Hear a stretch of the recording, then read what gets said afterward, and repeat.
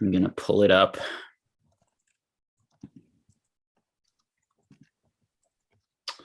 Let's see here.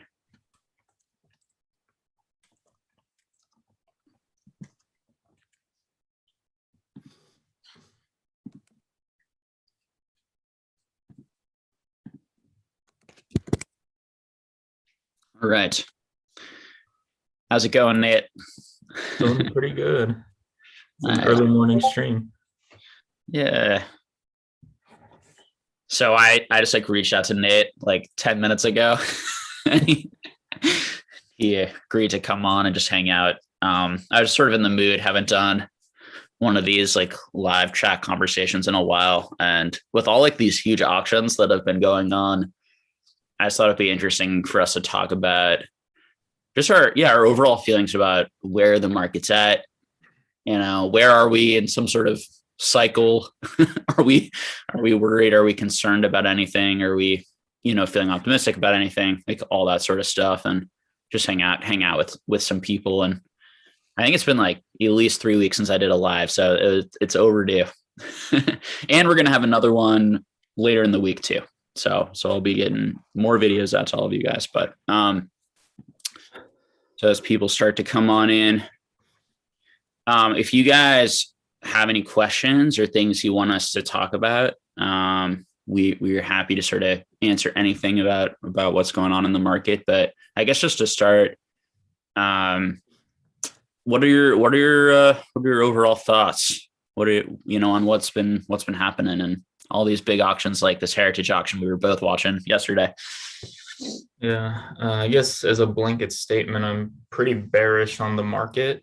I think there's still a lot of like casual collectors that are pretty positive and still buying a lot of stuff, opening stuff, but liquidity as a whole seems to be down on like pretty much all the platforms.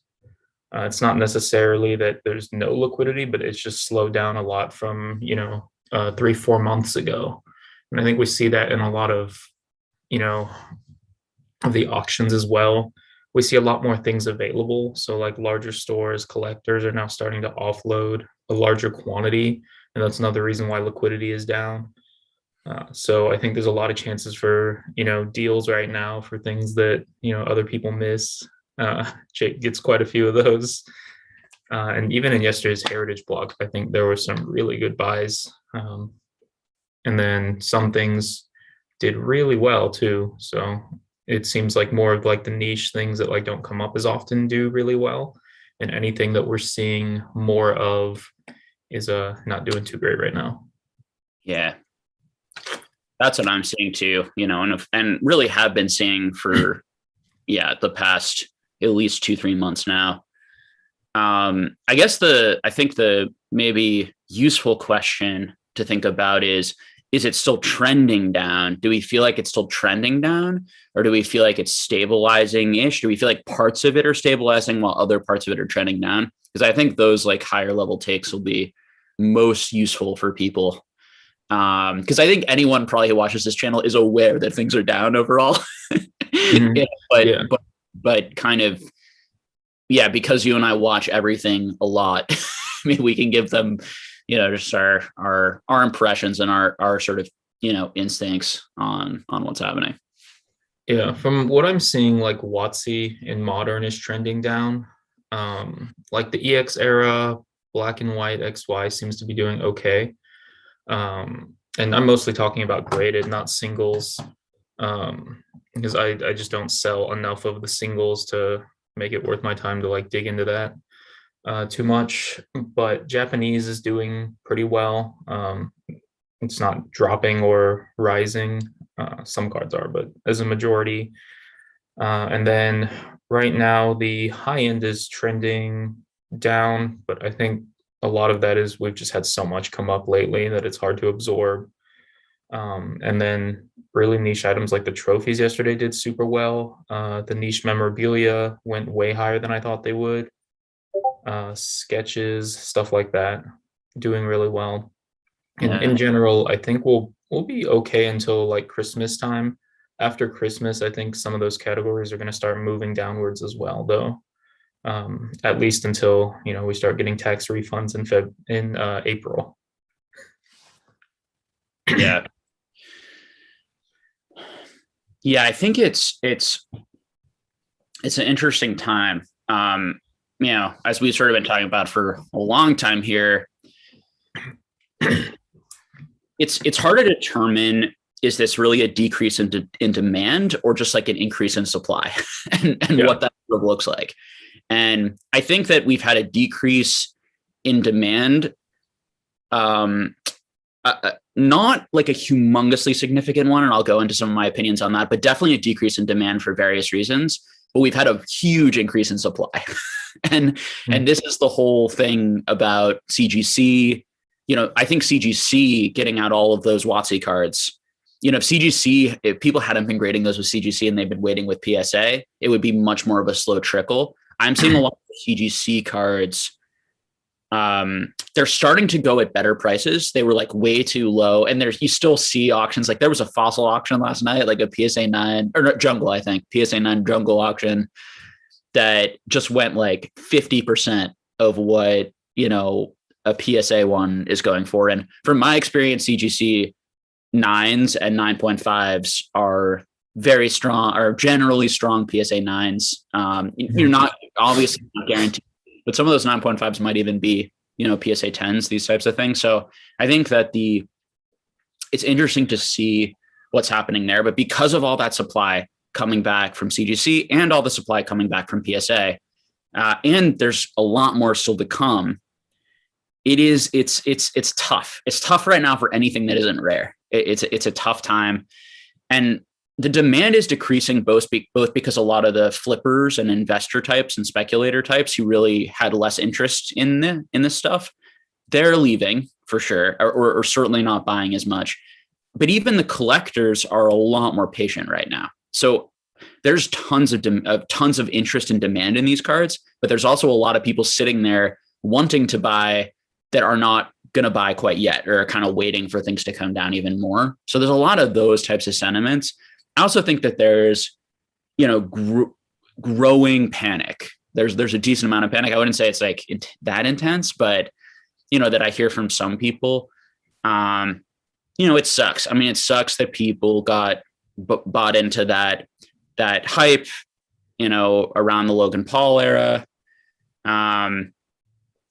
People greatly underestimated the amount of supply. That was the key thing. I remember 6 months ago having lots of conversations with people saying to me like, Jake, you think there's a lot of this stuff out there, but I don't think you're right. There isn't. These types of conversations. And I would be like, I literally have friends who have like thousands of these things that they're grading, but people didn't want to believe it, or they were just sort of wanting to push the market up higher because they were sort of shilling for themselves.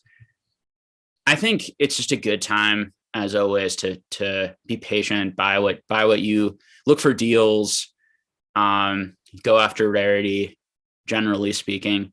In the long run, I actually think this is all very good for the Pokemon market because it's getting a lot of the supply out into the market. That all this supply eventually needed to be absorbed. It's just happening in a very short period, rather than, I think, kind of a slower, more gradual period that it would have been without the attention of like the YouTubers and the social media stuff.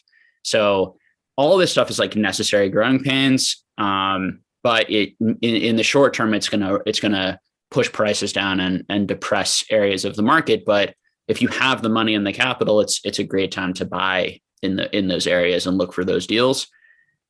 I wouldn't be anxious or concerned about like the Pokemon market completely collapsing and all of these things becoming worthless. That's always a possibility, and no one can predict the future. So it is possible. But if I had to guess, I think it's way more likely that it's just a matter of a few years of trying to absorb all the supply. And then once all of the supply is absorbed, you're going to start to see prices move back up over time. The question is, how many collectors are there going to be? And how much supply is there going to be? So there might be some things that had value this year that never really has value again, or never really goes up, because the supply there's always going to be too much supply versus the amount of collectors. And we're just going to have to see what that looks like over time. What are your thoughts on all of that, Nate? I generally agree with you. I think it's a little bit concerning that we're not seeing like a holiday spike, but I think that's more because there's just so much supply. Like you can right now in the past 3 months or so, PSA and CGC have been returning just tons and tons of bulk orders. And you Yeah. see that a lot in the market as well, whether it's on Facebook or eBay with like bulk lots of slabs being auctioned off, people who are, fearful or impatient. But yeah, I do agree. There were a lot of people who, bought in at very high prices for some of these things, and their decision is not super clear cut because some of them may be leveraged or, you Yeah. know, you always get the fear of like, what if it goes to zero? And I think a lot of people who have been in the hobby are a lot, it's not really like a valid concern until Pokemon decides to, like other areas of Pokemon also decide to drop. And even then, I think there's several years where, Pokemon would keep going, even if the company just decided to end everything the next day. Um, Yeah. I think our recovery period is going to be quite long this time, though. Like, I would be surprised if we see, a lot of growth within the next 5 years. I think it's going to be after the holiday season is probably going to slow down. And we're hoping for a plateau. It's a good time to buy then, Yeah. especially when everyone else's spending drops. If you have the capital, there will be very good opportunities to pick up things from auctions, especially because returns are still going to be incoming for probably the next year, maybe longer. Like PSA, CGC are all still very backed up. Yeah. I think one thing that will also help like the very low end slab prices is if the companies don't drop their grading costs for a while. I think the slab prices for the low end will kind of stabilize a little bit. Right now, we see a lot in like the $10-$20 range. And I think that's fine. Before the pandemic, we would see things in like the $3-$4 range occasionally. Sure. Uh, and that's pretty brutal, but I'm still pretty happy with where everything is as a whole. Like things are still selling. Just, auctions are not doing great right now, but buy it now listings still have very strong offers on a lot of stuff. And Yeah. I'm getting ready for the holiday season as well. Yeah. There's just a lot of these big auctions that are, $2 million, $3 million, $4 million auctions. And there just doesn't seem to be enough buying power at the moment if those auctions continue to happen. Yeah. And these auctions are largely filled with like first edition base. Just to put it out there, precision base, complete CGC sets of all the first edition WotC, all these types of things. And lots of boxes, lots and lots of booster boxes. Part of why I actually like PSA graded cards is there are so many fewer of them than there are of the booster boxes. Like there's so many fewer PSA 10s and even PSA 9s in these sets than there are even those booster boxes. And Mhm. so uh, yeah, it'll be interesting to see. I think your credit point too is obviously important.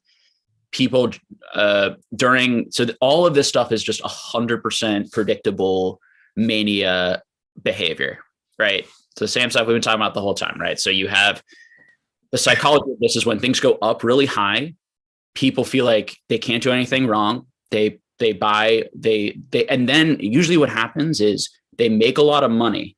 Okay. And then when someone makes a lot of money, they have an overconfidence about something. And then they start to actually put more money into it and take out credit and all sorts of things. And so a lot of people have done that this year. I'm sure just because it's normal market psychology stuff. And then when that happens, it keeps pushing it up and up and up. But then all of a sudden there's no one left to take credit. There's no one to buy the higher thing. And then you just have this falling knife that we've seen where, this month on Patreon, we did like where prices are at, where were prices before, where were prices at the height, and where are prices now. And we're seeing like, 70% drops in certain sets from the height because of that. Now, when things fall that hard, things do also have a tendency to cause irrational pessimism and panic, which Mhm. actually pushes prices lower than they should be. So the more kind of up and down markets are, the more deals there are at the bottom, because people actually want the items, but they're so afraid that they'll go down. And everyone is so afraid that it's sort of like, who's going to be the first people to start buying them up before they start going back up? The issue with that, though, is to time that, who knows? And the other issue is the supply side. So if more and more of those auctions, come up, guys like you and I who are happy to buy them, it's like, how much are we going to buy of them before it's like, okay, I bought enough at these lower prices and I'm just going to sit on what I have and wait for other people to have confidence or buy also.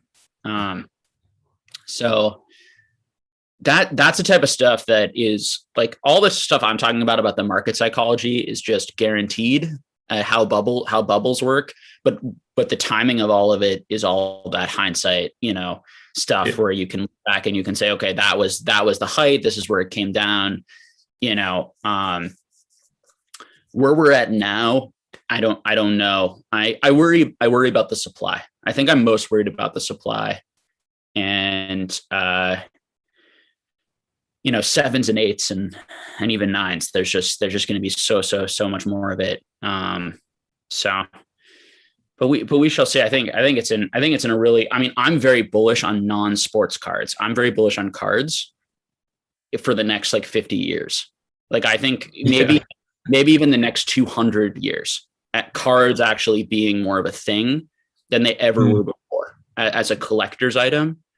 And so Pokemon, I think, is going to be, I think people within the Pokemon bubble have a rational exuberance about Pokemon is the best thing ever in the entire world and the only thing worth collecting. But and don't see the broader picture of card collecting as a thing. But Pokemon is definitely going to be one of the most expensive, most looked at, most important historical IPs within that non-sports space forever. As long as it is a space. And so I think buying key items within this hobby, if you believe in that overall market, those should do really well over time and be highly desirable. Yeah, I think even on a 10-year timeline, I'm bullish. But just for the next couple years, I think I'm more on the bearish side, and then I think it'll flat out and we'll see more growth. I don't know if we'll get back to the mania high in 10 years, but 50, 100 years, I think definitely cards that aren't linked to sports have a lot of space to grow, because we're just, as a whole, society has become a lot more accepting of cartoons, of animation, stuff like that, whereas 20, 30 years ago, it was seen as a very childish thing. And now it's almost a part of everyday life. So I'm excited to see the growth in our card sector for the next 10, 20 years. Yeah, I think that it'll be interesting if these items, I have someone saying in the comment section of me saying 200 years the Pokemon cards might be valuable. I'm delusional, and I think that you're not right about that. And there are ways. It's the way that happens. Now, the vast majority of cards won't be worth anything, probably, particularly if they still exist and we don't have attrition and a lot of them don't get destroyed. And part of the issue is going to be all these slabs, because I'm collecting cards from 100 to 200 years ago. And there are cards that are thousands of years old, like playing cards and things like that have lots of value and people really want as historical items.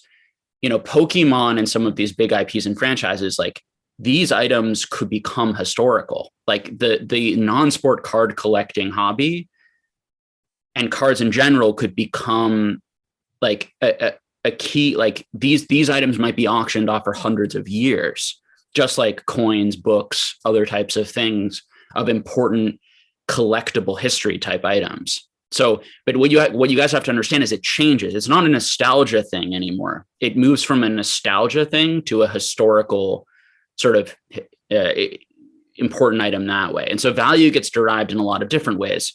And this is, if you want to study this stuff, you have to study antiques and collectible markets and understand how these things happen. Now, no one can predict that. None of us will be alive anyway. So it's a moot point to argue beyond that. But I will tell you that there are examples of things that began, and can be those nostalgic collectibles, like books from a few hundred years ago that would have started as nostalgia and now are, important, like this book is an important piece of history, of the history of literature, and it's very valuable because of that, not because of some specific nostalgic connection to that like first edition copy. It's also possible that Pokemon will still be a brand and will still be creating products for an extremely long time. Like you just don't know things like that. There are companies in the world right now that are that old that are still creating, items and products and things like that. I mean, when we think about like Coca-Cola, obviously it hasn't been around that long, but like Coca-Cola memorabilia, Disney's coming on 100 years. That memorabilia is still worth $1 million plus. Pokemon's is just as big of an IP as Disney. So it's, you just don't know. But there is high end upside, and if you don't see that, you're missing out. Yeah. I mean, one thing that I've been picking up are things I think like define this like time that we live in with like COVID and the mania. Like, I think that's something that's kind of fun to have. Like, I bought a couple of the Rudy cards from him just because it reminds me of this time where we see everything spike, everything's going crazy, the bubble. So I think anything that's tied to something that has like historical significance has a very good chance of being collected in the future, even if like it's not like the random WotC non-holos, but things like the Illustrator I think will always be iconic. Things like the original trophies or certain tournament things like that. Just anything that is tied to a specific event, I think will have a lot of value in the future. I think what's tough is just that they're putting the trophies aside, and I think the trophies have issues. They're not nearly as iconic as like the Charizard in the broader world. Like within maybe the high end collectors, there might be, but within the broader world, certainly not. Whereas, and the problem is there are so many of all of those set cards, and so much more are going to survive and be kept than anything like a Action Comics #1 or I don't think Honus Wagner is a really great example, but whatever. But a Honus Wagner in sports. So yeah, I mean, it's interesting stuff to think about. I think more short-term conversations probably more useful for people, but it's enjoyable. Yeah, our kids are gonna watch this in 200 years. Our grandkids, they're gonna be like, "Old granddaddy was right." All right. Hey guys, how's everyone doing? CJ Duwork, Thrifty, Vedu, Pat Flynn's here. Hey Pat, David, Zomi. 9786 is, it looks like a K-shaped recovery. What do you think of this concept of a K-shaped recovery, with certain things recovering, quicker or faster, or recovering at all, and other things not recovering or taking a longer time to recover? What do you think of that? I honestly think that's just a catch-all kind of bucket. Like, you could say that about most things. Like it's very rare that you see everything go up at the same time in a market and everything drop at the same time. So I don't have a particularly strong opinion. You could probably look at 100 different markets and say that it's, K-shaped, some things drop, some things rise. But I think it's better to look at Pokemon as like a general market and then dive into the specifics and analyze, whatever you're interested in within that market.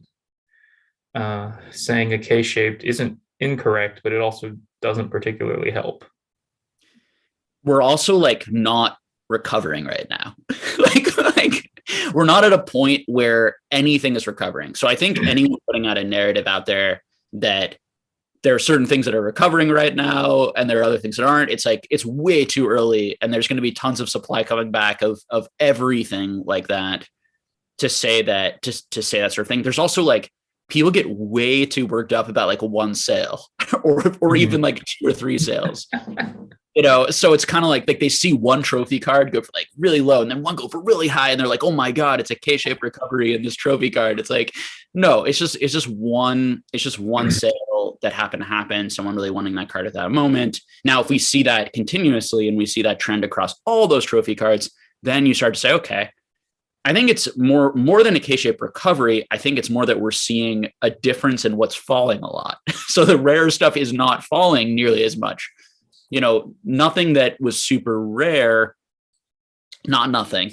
Most is there are some things that I will say there's nothing super rare, just to be completely honest, and tell me if this has been true for you. There's nothing super rare that has fallen like 70%, except maybe a couple of items that when I looked at it, I thought that they were insanely stupidly high. And it was people who were like, didn't know what trophy cards to buy. And I felt like they were just buying, like they were just paying like ridiculously record prices, like way more than anyone else would have paid at the time.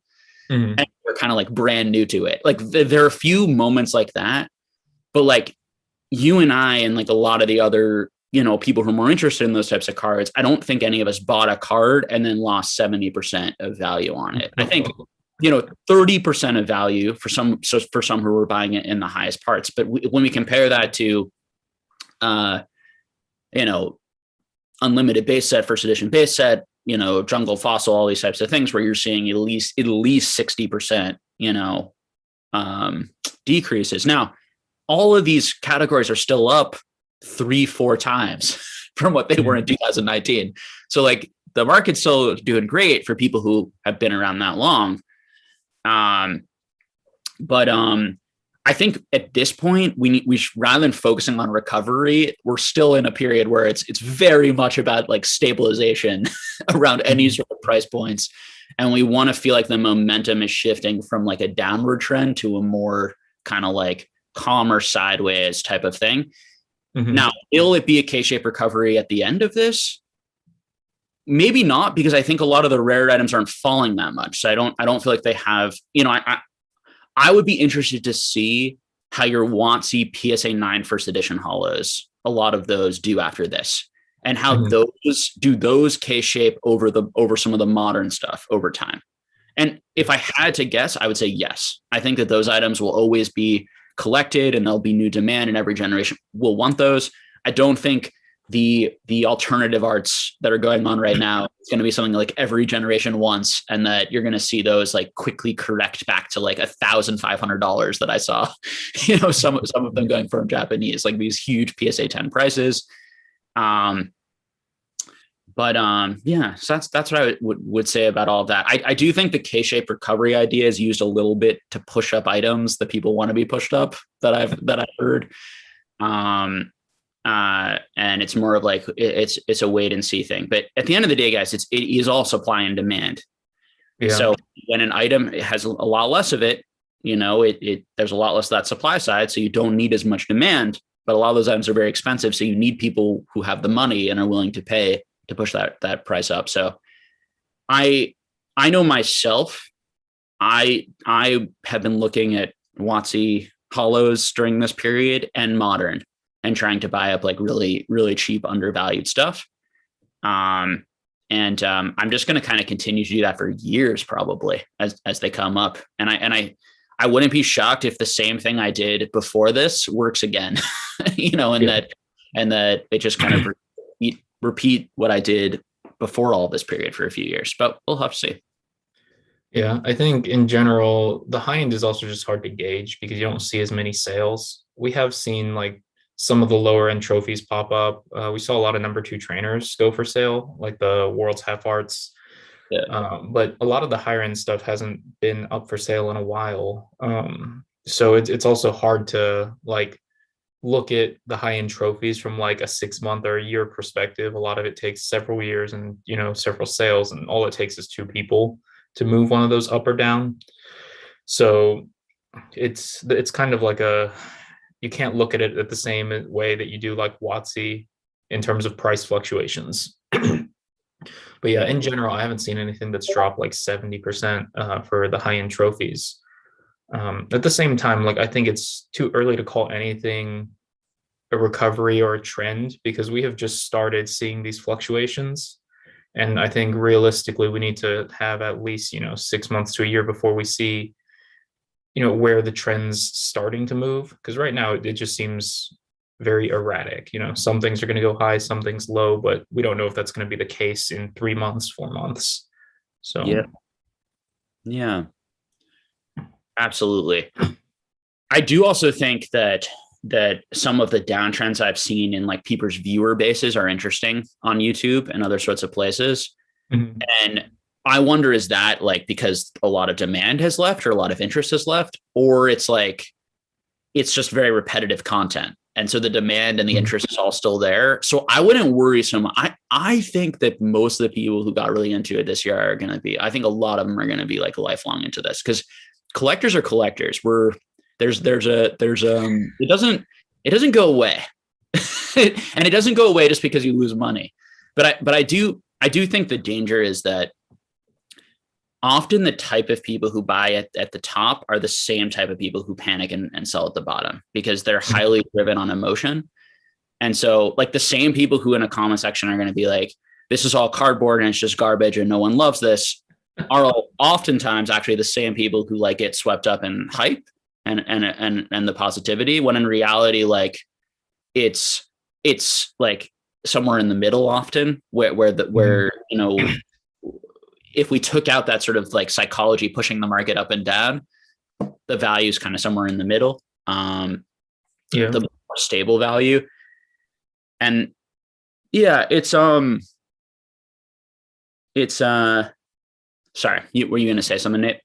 Oh, I was just going to say, we don't necessarily even need the interest to drop for prices to drop, because now that things are opening up again and there's COVID's getting a little better in terms of how we're controlling it, people are going to reallocate like certain funds, like whether they want to go out to eat or go clubbing or, have parties again, see people, go to movies. So I think we're going to see a portion of just the disposable income reallocated to other things as well. So we can see a drop even without like the interest level dropping a ton. Sure. Yeah. Although I think probably a lot of that's already happened. I think most people are back to, at least in the US, I think, and some places a lot more than others. I mean, I think even a place like Massachusetts, where we're on average like a lot more like not going out, and there are still people who are like very careful. I travel to some other states and like nobody has a mask at all. These types of things. Everyone's just doing their thing. In Massachusetts, I think most people are going out and eating out and doing all their regular stuff. There just are some masks around, but again, it is all qualitative. It's hard to just on my few experiences or your few experiences get a sense of what is happening in the world. Oh my gosh, ridiculous! But yeah. All right, Seth Dudley says, question, how similar of a downturn is this to what happened with the Pokemon Go boom? What are your thoughts on that, Nate? So the Pokemon Go boom, I think the biggest effect was on bulk.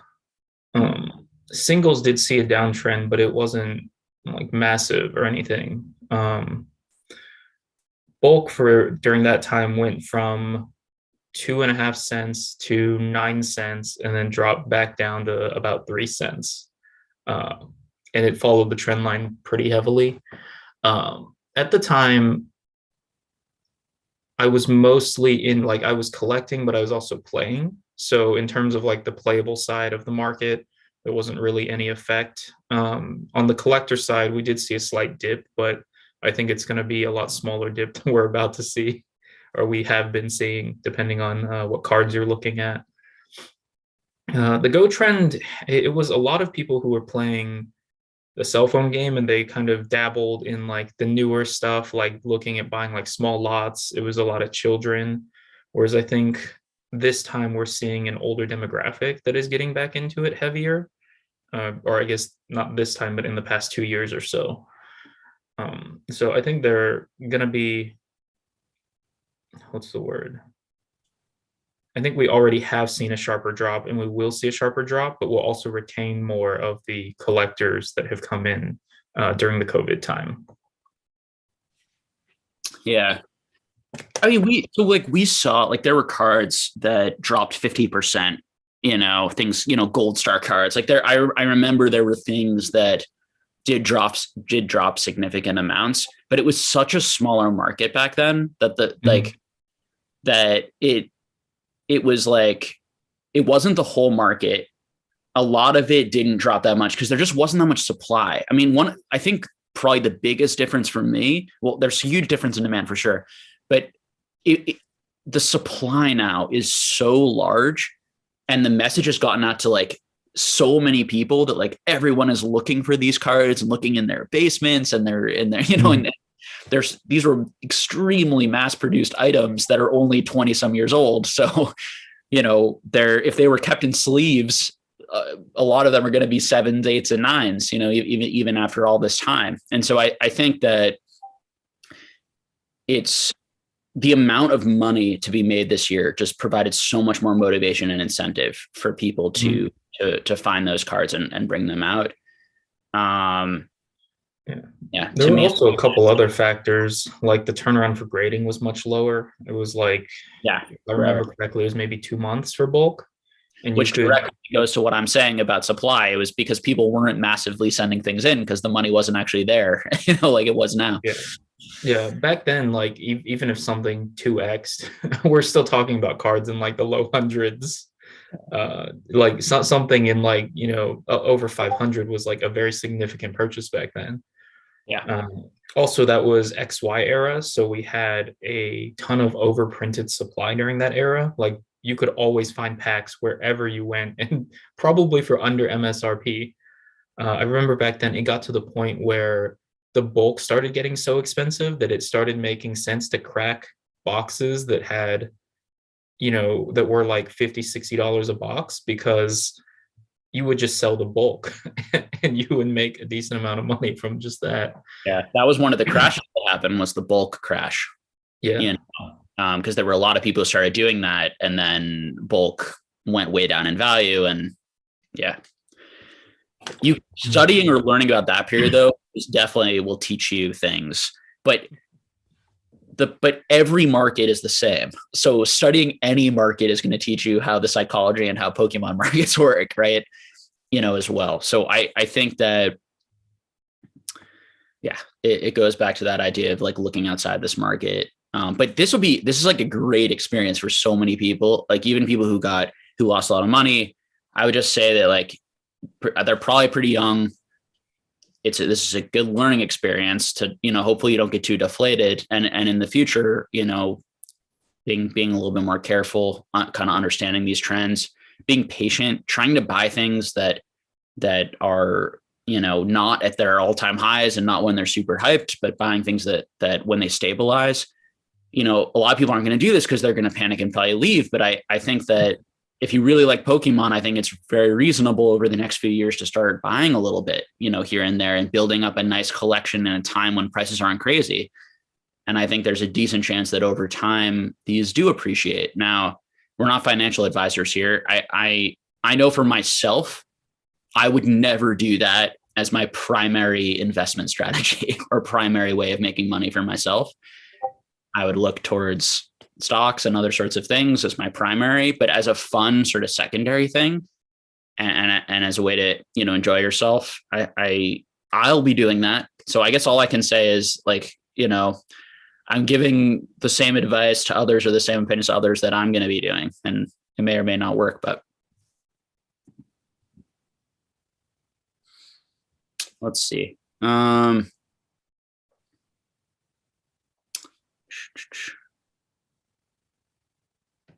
So David asked a question to everyone, but we can probably answer it too. What is one of your favorite things to collect right now?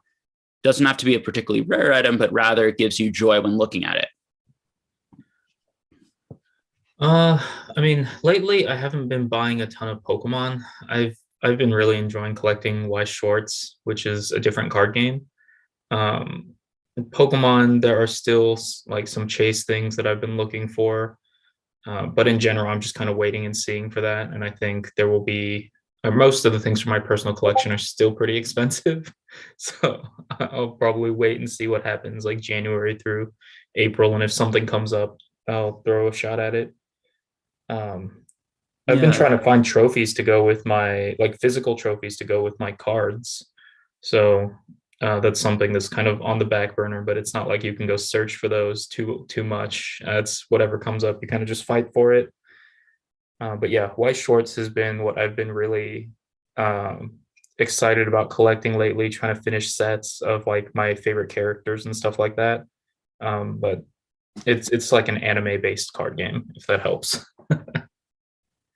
I was showing you right before this. I've always really liked these like Yu-Gi-Oh! Bandai cards from 1998. I just think the arts on them are really cool. I've been collecting that, and I've been going into like cheap modern Pokemon.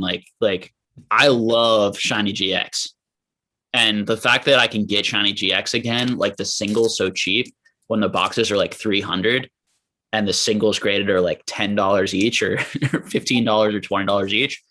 Like it's just fun and it's good value. And honestly, it's fun that I can go back and collect sets that I really like that again. Now that a lot of the modern has gone down in price a lot and the supply is starting to come back from PSA. Now there's going to be so much more supply of these things continue to come back. So I will definitely be completing like PSA graded sets of all those, particularly in Japanese, because I do like them better. But I also want to do it in English too, depending on the price, because it's just fun. It's enjoyable. Yeah, Hidden Fates and Shiny GX singles are dirt cheap right now. I've been picking them up as well. So. Yeah, it's really interesting to see like the Shiny GX prices of the boxes versus the singles. It's one thing I will say. There's a lot of, and you and I could do a video maybe eventually, or even in this we could discuss a little bit. But there's a lot of like irrationality and not around like, is Japanese, do we like Japanese more or do we like English more? And it's like certain sets, it's like we like the English more, other sets we like the Japanese more right now. And there doesn't seem to be like much rhyme or reason. I just bought like some Japanese shinings, from Neo Destiny, well, Neo 4 in Japan.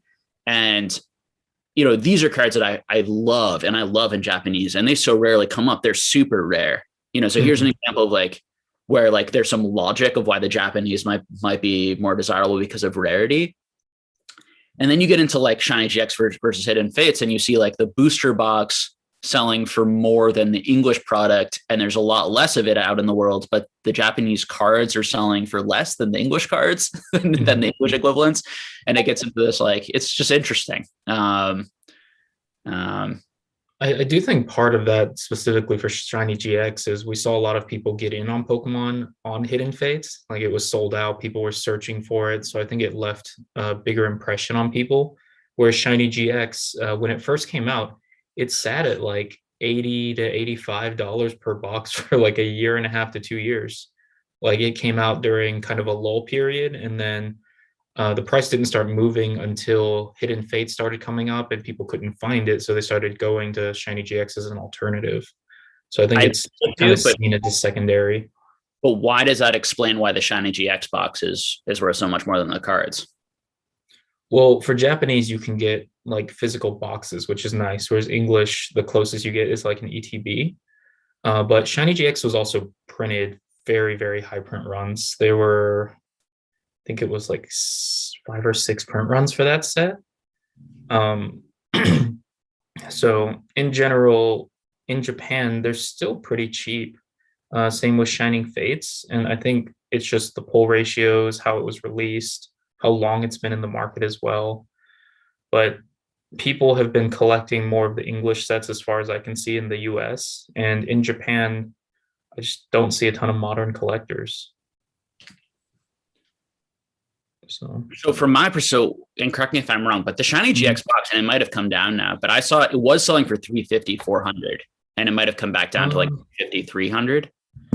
Sold all of mine about 6 months ago. I think I sold my last one, but I think they're right around 300 right now. Yeah, which to me, I mean, that's a 6 times value of what they came out as, right? Mm-hmm.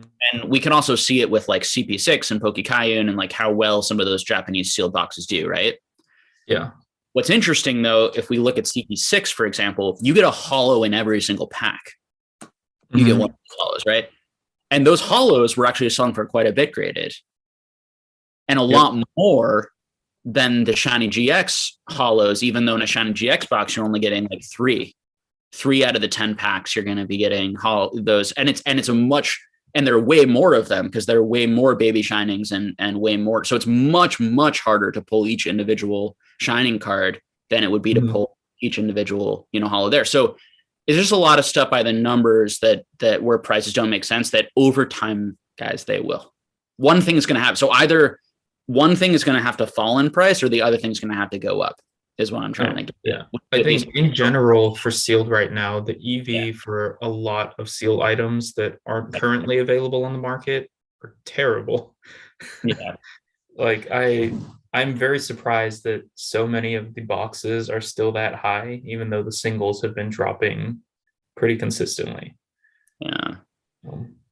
And we'll see. I mean, these booster box breaks, I think, are definitely less popular than they once were, and there are less people on them, but I still go on them decently, and they're still selling these packs at like $25 each. And, and as long as they're able to sell them, that's a market where more are going to keep going up, because even if they're paying $300, or so for the pack, they're profiting $200 a box, That's crazy to me. Yeah.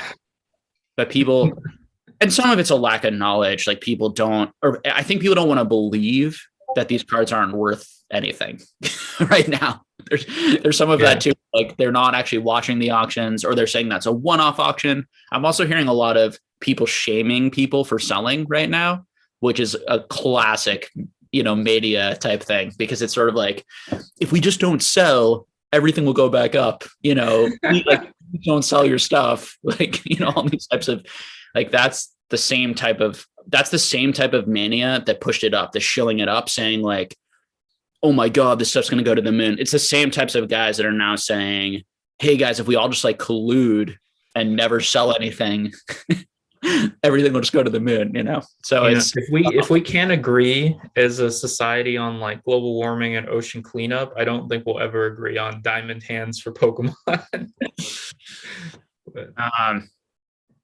Let's see what else we got here. Is a piece of cardboard really worth 250K? I'm not sure it's an actual question. Maybe just more of a surprise. There's so many things in the world that are worth more, that are just as, like, you can phrase anything to sound very dumb. Like, is $100 really worth, it's a piece of cotton with some ink printed on it. Art is just fabric with some paint. Is that worth millions? Like, yeah, it's an argument. I don't think that's a serious question. But if we take that argument seriously, what that argument is that stores of value that have no function are stupid.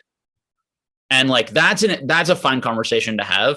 But if you're going to have that, then every single store of value ever in human history, including Bitcoin, has to be, and gold and all sorts of other things. It's the same exact idea. It's the same exact concept.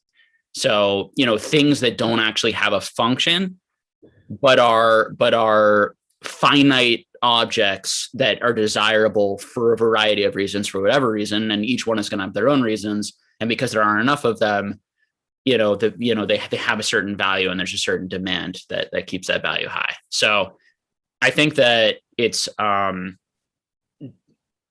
that's just humans we've always used, I mean, even coins and currency, like, we've always used stores of value and things to represent value. So and in terms of like materialism and owning certain things, it's something to do with your time. It's something to do with your money. And a lot of people have more money than they need, and they buy. I mean, it's the same thing as buying houses that they never even go to, or there are tons of people who own property in the United States right now from overseas who own penthouses in New York City, and they never ever are planning on going, and they're literally just being used as stores of value 100%. It's these types of things. So yeah. But yeah, of course, when you look at it as like, it's a piece of cardboard and it costs like 1 cent to make, at least that house had to be like made and has like materials that are worth something, and there was some effort, and it has like land and takes up some space and could be lived in. Like, of course, but life is also about what is fun and what makes people happy and what's enjoyable, and people pay to be a part of that sort of thing. All right. What's your opinion on the anniversary stamp box? The one in Japan that has the Charizard Blastoise Venusaur stamp, I'm assuming. I mean, there's going to be a lot of them. I don't think it's going to stay. Even right now, it's not super high. I think the premium is going to be if you get them to the US with the stamps inside, because the issue is Japan has export laws, and also selling within Japan. There's laws against selling stamps unless you have a certain license. So I think that's going to be the biggest challenge for the Japanese people who, decide to take that risk, because I think it's like 18 months in prison. Like it's a pretty high risk. For those people who are willing to take that risk, they'll probably get a premium on selling their boxes. But in terms of the promos, I think there will be a lot of them. They said originally it was going to be 80,000, and then I think they raised it to 100,000 for the print run, and it's essentially print to demand. So, yeah. I have nothing to add.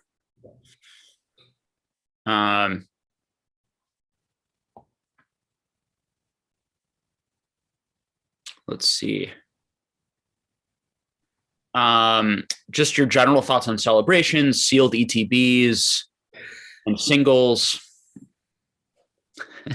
Well. So Generations, it's gonna get printed to the ground. Like we've already seen in the first month, that everything is pretty widely available. Like scalpers are trying their hardest to take as much product off the shelves as possible, and it's still available. Like I've seen Targets with 100 ETB stocked. Walmart's have, there's those tin cases, or those tin displays probably carry like, 100 to 200 tins.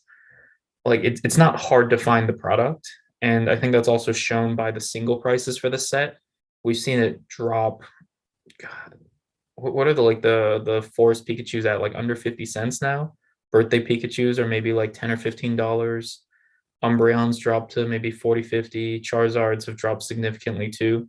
Even a little more for some of those. I would say if you want to open it for fun, that's great. You can probably get it for MSRP, maybe even less in, a month or two. I don't think anything in there is going to be rare, even if the pull rates are low. Like, I think the Tapu Lele has the lowest pull rate. I still don't think that's going to be rare. I think it's a very good product for fun. It brings a lot of nostalgia. I think I enjoyed opening it.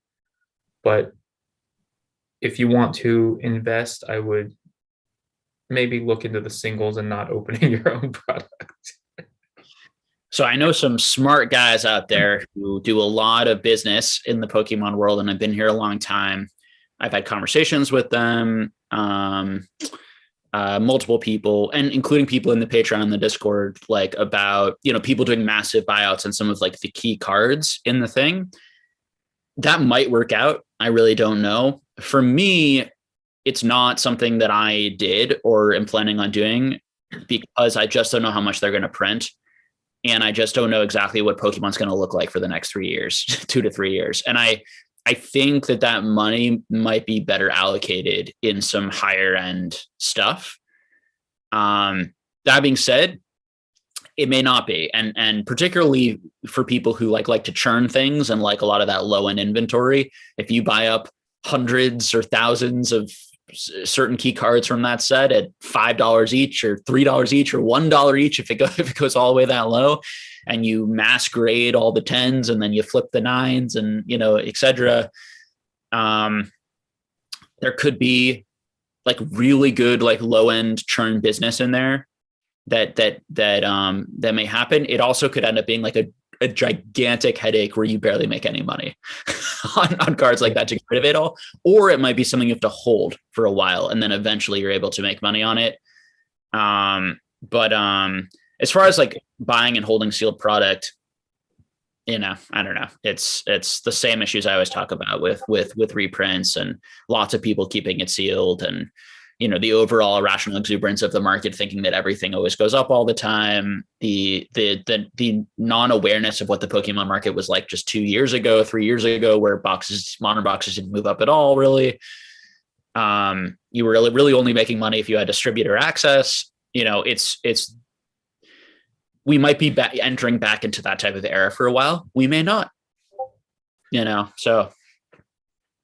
Yeah, I think we actually had this conversation, I think in Discord voice, but people were looking into like investing in like the very low end stuff, like under 50 cents. Sorry, can you hear the notifications that I'm getting? Yeah, would you mind closing the Discord? Yeah, that's usually me. I usually do that in all of our streams. Yeah, I had Discord open to access the Zoom link and I forgot to close it, but it should be better now. So a lot of like physical stores will buy modern singles because it's easily accessible. When you're looking to make your margins on volume and you're buying at like 60% or 75% selling it for, the full retail, that's a model that you sometimes have to do. But as an investor, it's very difficult to buy into something that has a very large print run, even if it's popular, because like, let's take the Pikachu, for instance. Right now it's at 50 cents.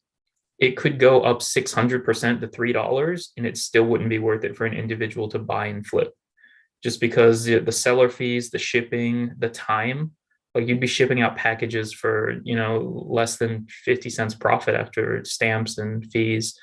So you kind of have to be careful when you get into the volume, because as a single person, you don't have all of the processes in place to efficiently do the volume business. And I think that's a trap that I see a lot of people fall into. Like, there are people who have bought very large volumes of stuff, and I've bought it from them for less than they paid for it. After like a year or two, it's you're also a business, right? You're competing with huge places like Troll and Toad, and and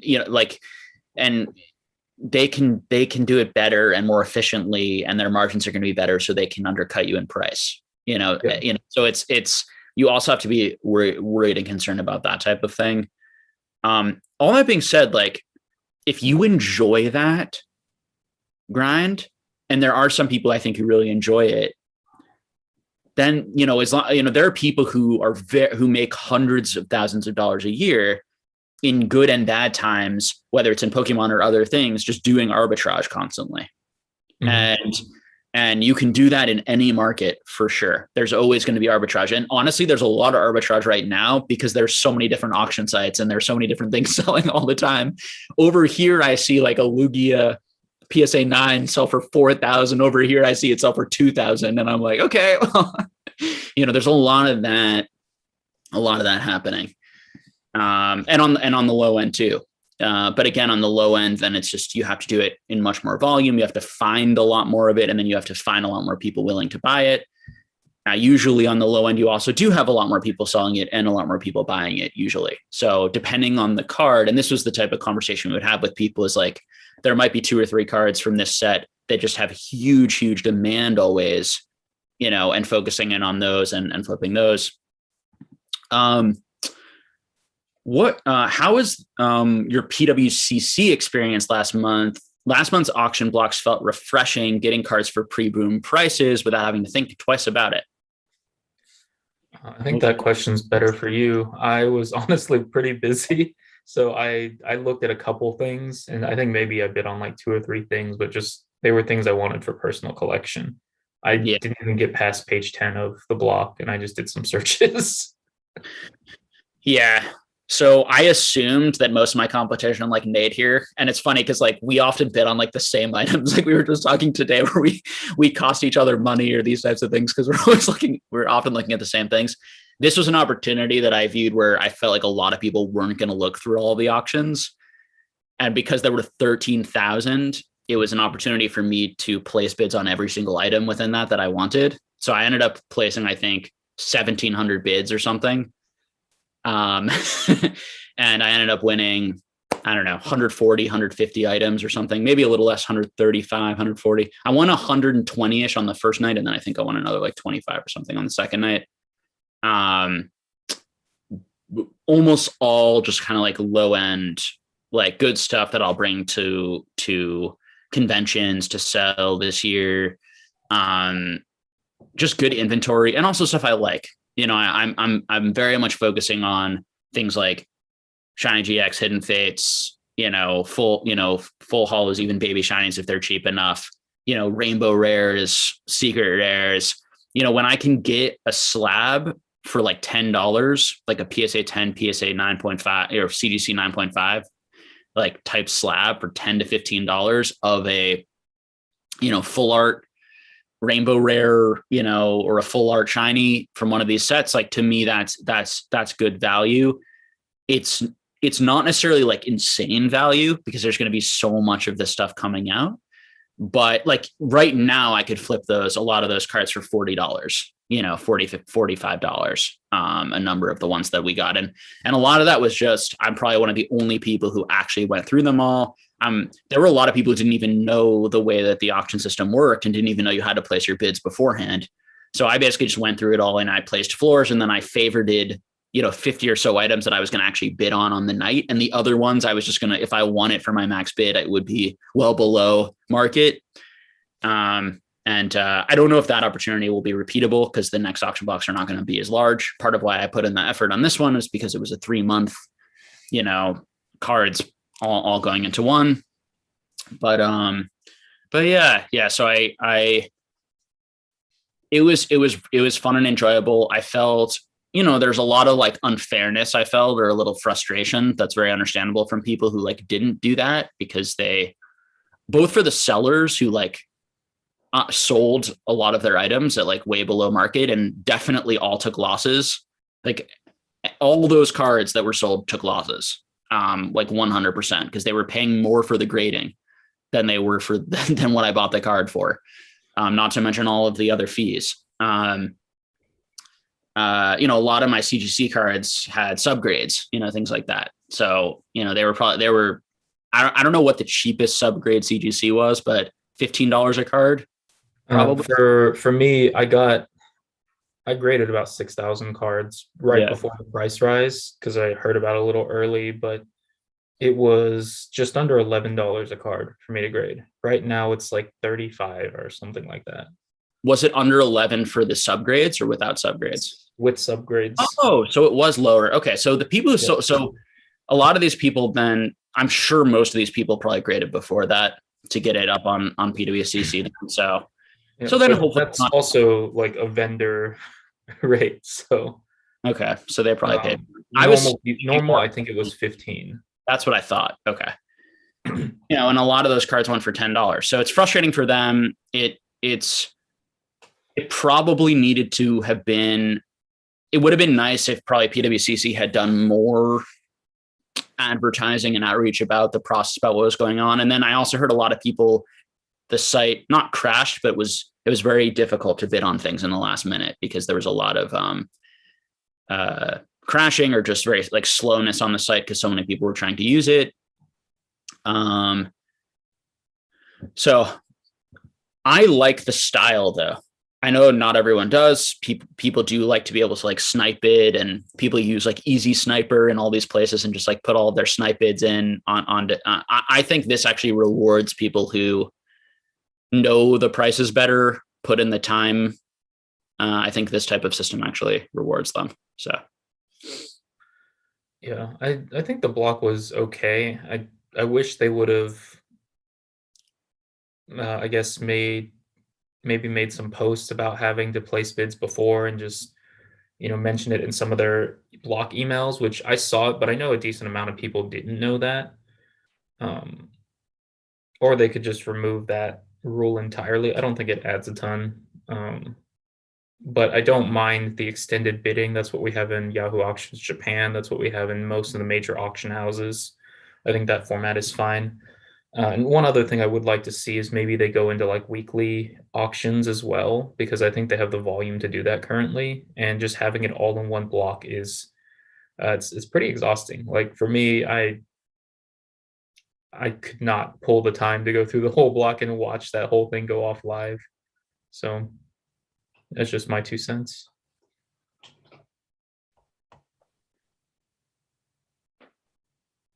Let's see here.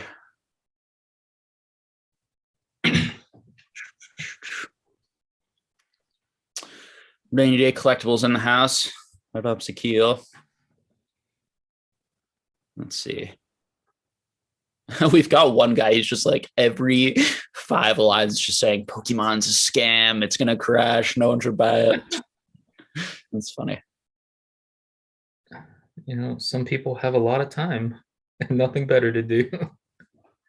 Yeah, that truly doesn't matter. It doesn't bother me at all, actually. Yeah, I just accept that not everyone in the world is smart, and sometimes you just see people make posts like that with their time. I like that a lot better than people shilling it up, actually. Because the shilling it up actually makes me more worried. And this might be something stupid for me. And this actually shows a rationality in my sort of psychology, but I get much more anxious about people losing money than I get people missing out on gains. And so for me, it stresses me a lot more that people like hyped it and gave tons of bad information this year. And then people are going to like lose a lot of money because of that, than people like overly panicking, people saying the sky's falling down, and then people listening to that and not buying. Like that doesn't feel nearly as toxic or dangerous. Yeah, I think people shilling is a lot more detrimental to the hobby, because it's much more likely that we have someone who, loves Pokemon get traumatized by losing money and leave, than someone who, follows Pokemon enough to see the people trashing it, but they maybe haven't bought something. They may always come in at a later date or whatnot. Yeah, people losing money can be painful. I've lost money before. I'm sure you have too.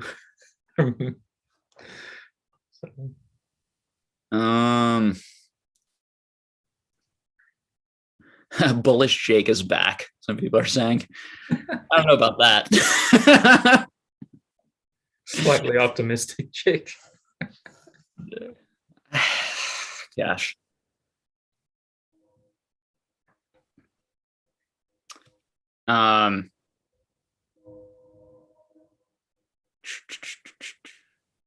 Let's see. A lot of great conversations going on.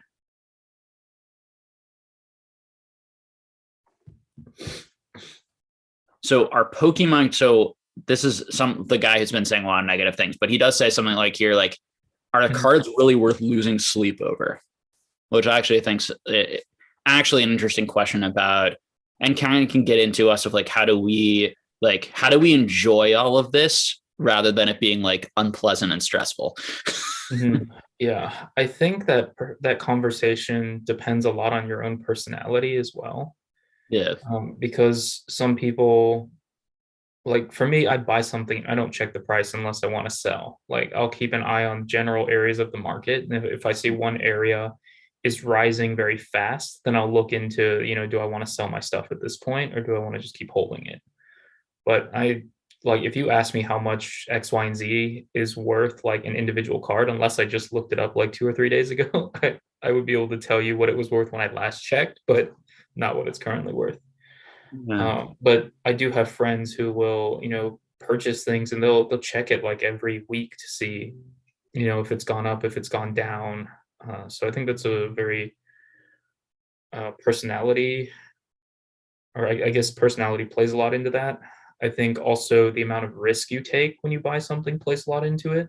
Like if you buy something on leverage money, you're much more likely to check it very often and, make emotional decisions whenever you do check it.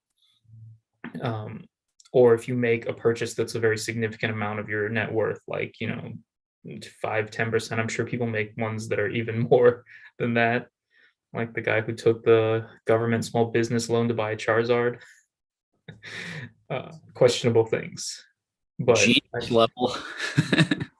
Yeah, I think just the more detrimental something falling would be to you, the more often you will check it.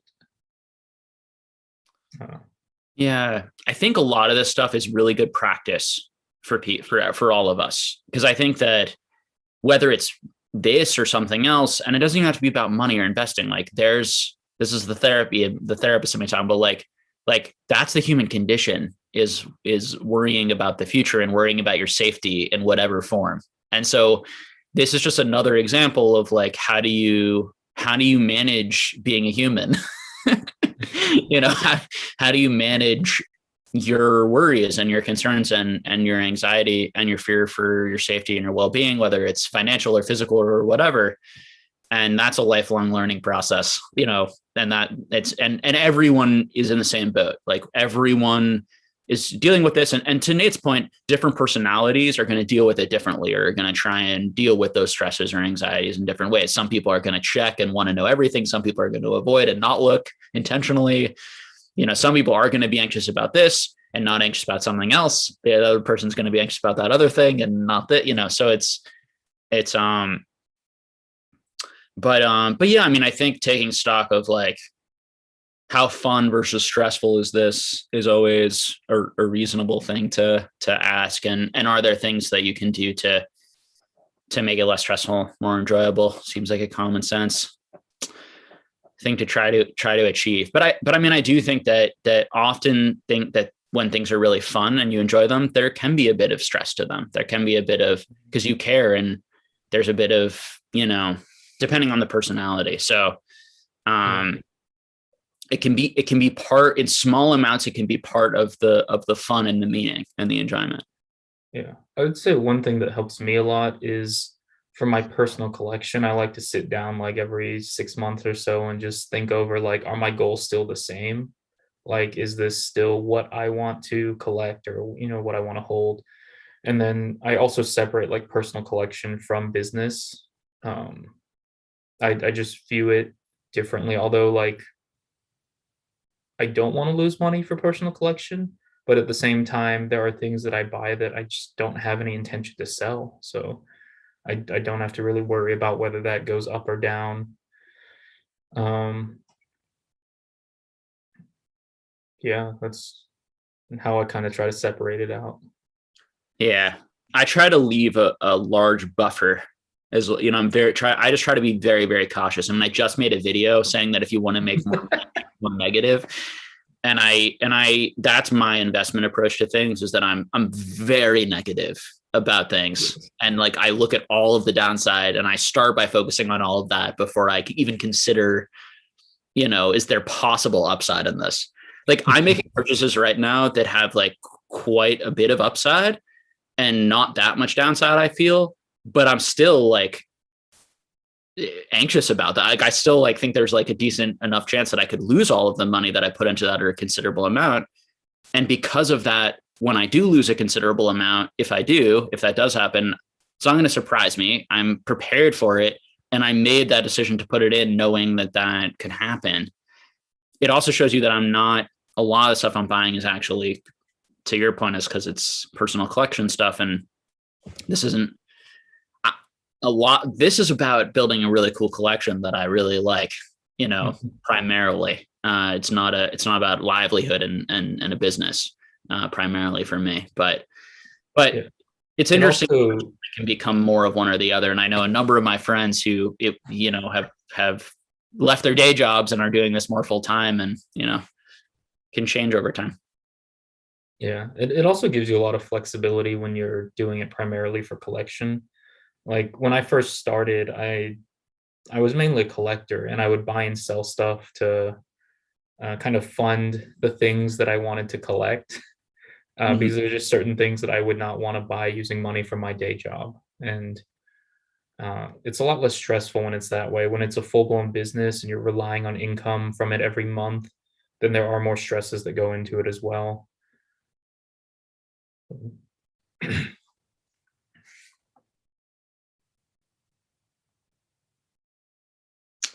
Let's see.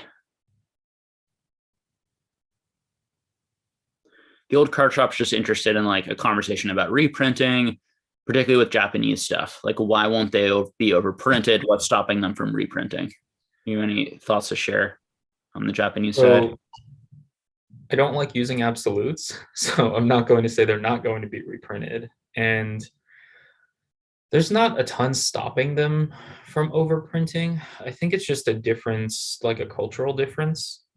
Um, Also, the Japanese scene for card games is much more diverse than Yu-Gi-Oh, or sorry, than the US. Like US has Yu-Gi-Oh, Magic. Now we have MetaZoo, DBS, Flesh and Blood, and a couple other small ones. But Japan has always had like 20 or 30 different card games going at the same time.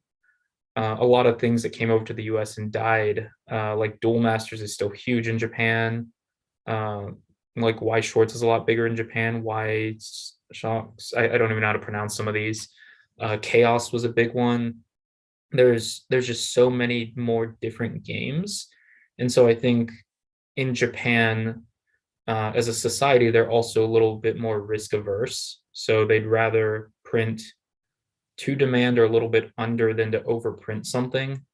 Storage is also an issue. In the US, we can store as many boxes as we want in whatever warehouse in the middle of nowhere. In Japan, storage is costly. So they will print to demand instead of overprinting a ton of it. Um, and short of the special sets that have a lot of print runs or something that has sold out and like it's needed for play, and there's a lot of demand for new product for that specific set, we typically don't see many reprints later on. Like Dream League never got reprinted. That's insane to me. Like that would have been such a good set for them to reprint, but they didn't do it. But they reprinted Shining Fates several times, Tag All Stars. Pretty much the special sets are the things that are most prone to reprints, in my opinion, in Japan. And that's just from my experience. Like nothing is absolute. They could come out and say, "We'll reprint everything Sun and Moon and on," and that's their decision. But those are just my observations.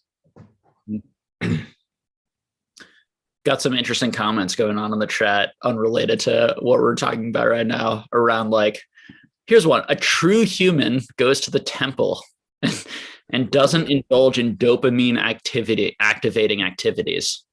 Ooh.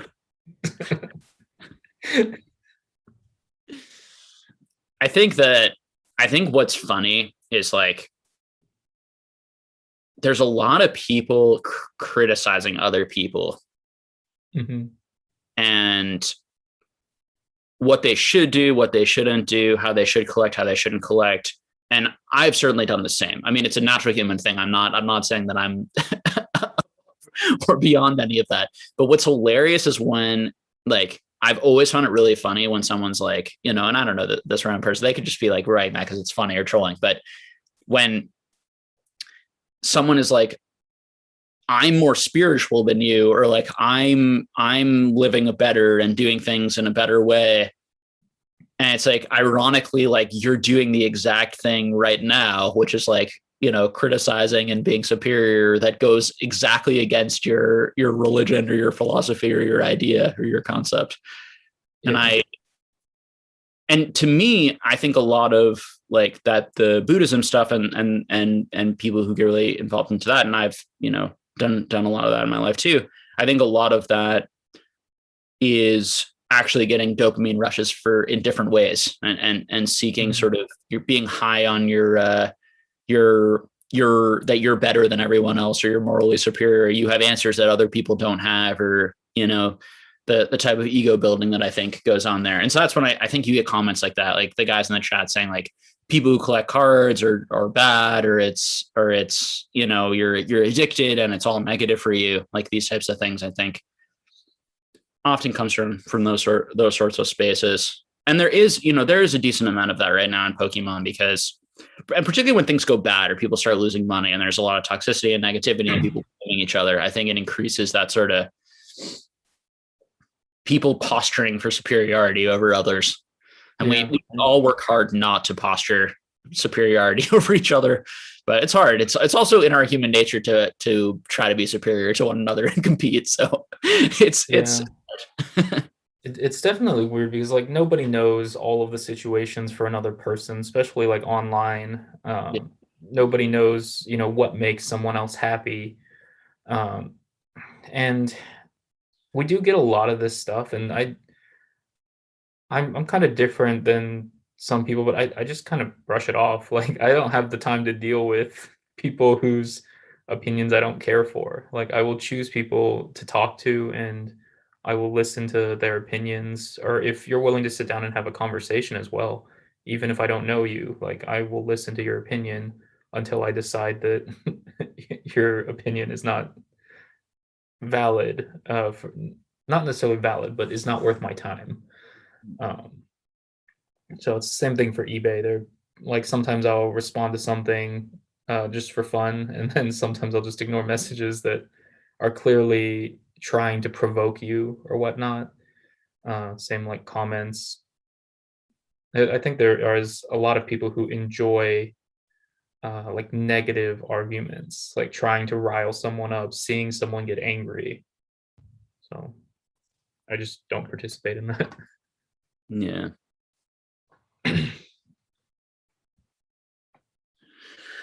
Let's see. Looking for some questions. Can I just say this guy's name in chat, Aren't Jesus, is great. What's he said? It's just his username, Aren't Jesus. Oh. If you see any questions, I'm not sure if you're looking at it, Nate. Please feel free to pick any up that you think are interesting topics as we're making our way here.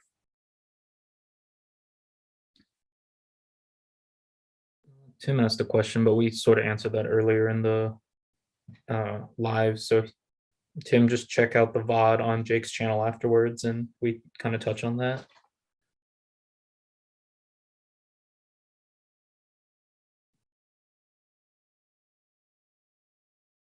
Let's see, I think there was a question really early that I saw.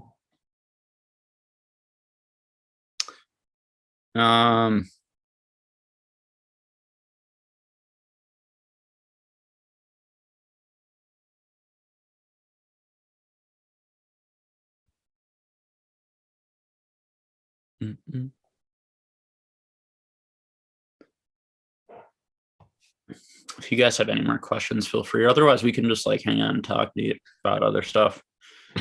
We'd like a little. We can also end the stream in 15 minutes or so, whenever. I think you said you needed to go right at in 20-ish minutes. Yeah, I probably have time for one more question. Okay. Gotta go do some errands later today. Oh, Squeak has one. This one's about Weiss, though. He says, do you think the numbered cards in Weiss are cool, or would you rather them make numbered cards a type of variant? So he's referring to, like in the game Weiss Schwarz, it's based off of different anime series, and there are chase cards which were SPs or like signature cards. So it's similar like the DBS ones where they have a signature printed on the card for like their highest rarity. And in the past, there were two sets that did numbered cards as well. So you would get like 1 out of X out of 99. And then that was a Japanese set. And there's an English set that did X out of 10 called Madoka Magia. And then the most recent set that just came out last week is Sword Art Online. And that also has 6 cards that are numbered 1 out of 10. So that's kind of the backstory to what he's referring to. It's been interesting. Like I personally collect Sword Art, so I've been chasing the numbered cards as well. I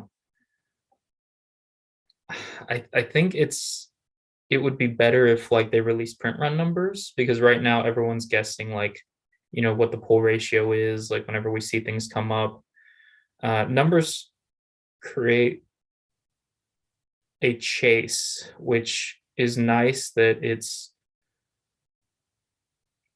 there's something for like the really hardcore collectors of whatever group to attain, whether that's the number 1 card or the number 10 or favorite number, like it maybe 7's their lucky number. But at the same time, I think it also creates a lot of extra demand and product that's opened, which will also tank the average price of the card per set, because people are going for that lottery chase. For players, it's great. Like they have access to very cheap cards. For people who like lotto chasing, it's good. For the average person who just enjoys opening boxes, it's not great because your EV is extremely low and your variance is extremely high because it's, whether or not you pull one of 60 number cards in the entire print run.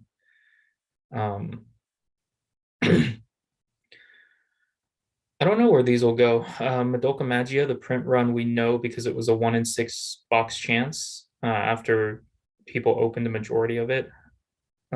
So those were never super expensive, or sorry, 1 in 6 cases.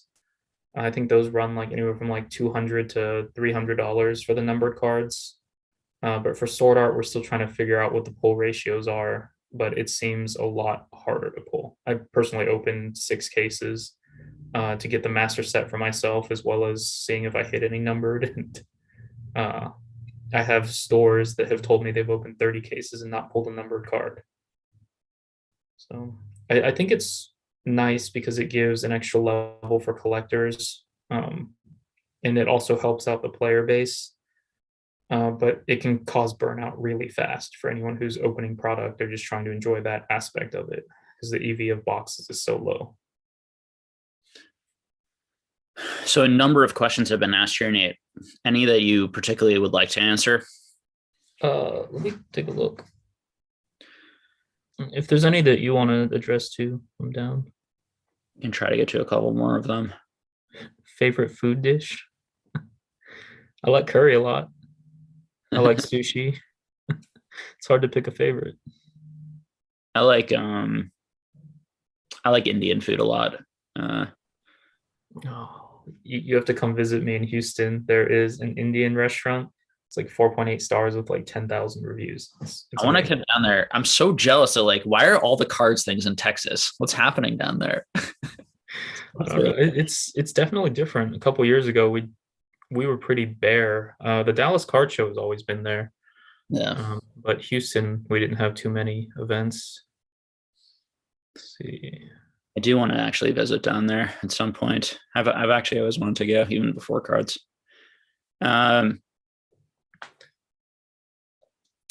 What do you think about stamped reverse holos in PSA 8-9 condition? Are they good pickups at $20 to $50?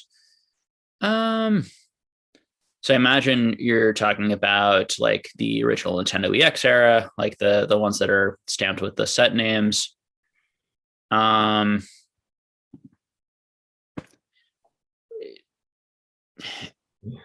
the I don't know. I have mixed feelings because it's like, I think it's Chevels, or Chevels.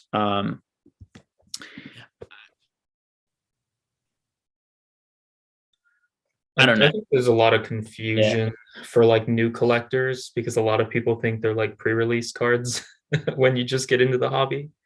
I think they're very cool. They give an identity to that era, and I honestly like them more than the gold stars. That's a hot take. Oh, you're an anti. Oh, wow. Okay. Not in terms of like investment, just like personally. I do really like the stamps and the different foil patterns. Like during the EX era, they tested, it's like 4 or 5 different foil patterns, one with energies, with Pokeballs. Yeah. And I really do enjoy those cards. The only downside is I would love to be able to open EX era boxes for myself, but I physically cannot make myself do it because the EV is so bad on them. Like if that era didn't have the gold stars and had like those nice reverse stamped foils, I think it would be a lot more enjoyable block for me. I'm honestly, the gold stars kind of ruin it for me. That's just a personal opinion though. I do think those are very cool and they're unique, and there's not a ton of it out there. So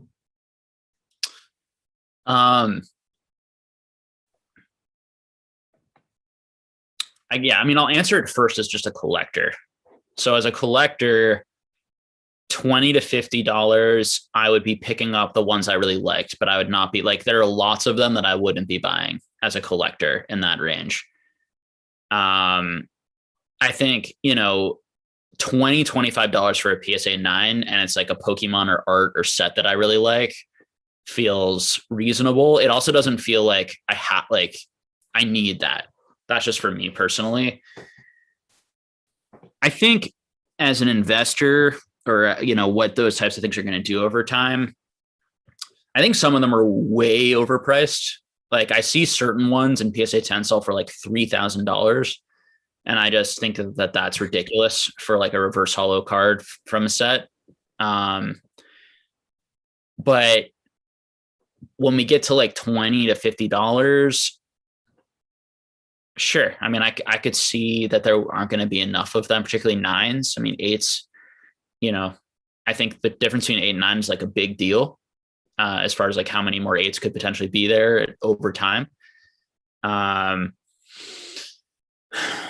Yeah, I guess I don't really have too strong of feelings. I would just focus on the ones like the ones that have the coolest art. It's the ones from sets like EX Team Rocket, Team Rocket Returns. Like I like those better. Yeah, those also kind of fall into the category of cards that were never worth grading beforehand, because even 2019, you could pick up most of those cards for under $1 in reverse. Mm-hmm. So they were just never worth sending in. We might see more of them getting sent in after PSA lowers their prices eventually. But I probably have like 300 to 500 or so, just like sitting around of like the reverse holos. Mm-hmm. And I think most of them are probably eights, with some nines. I doubt they have print line issues pretty heavily for most of the sets. Yeah. So it's sort of like, and most of the ones I have were pack pulled or fairly pack pulled, and maybe they were stored for a while in pretty good condition. So it's, but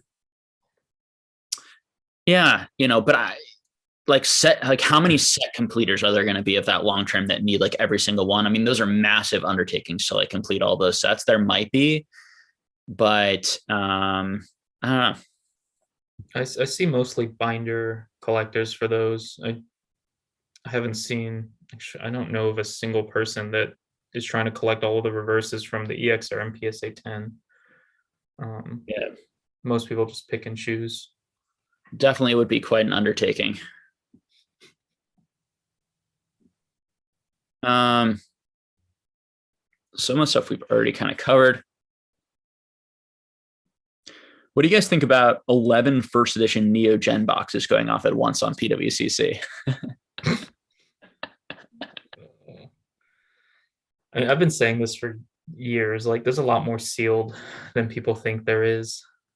Like, the current market availability at a certain point in time doesn't really define if something is rare or not.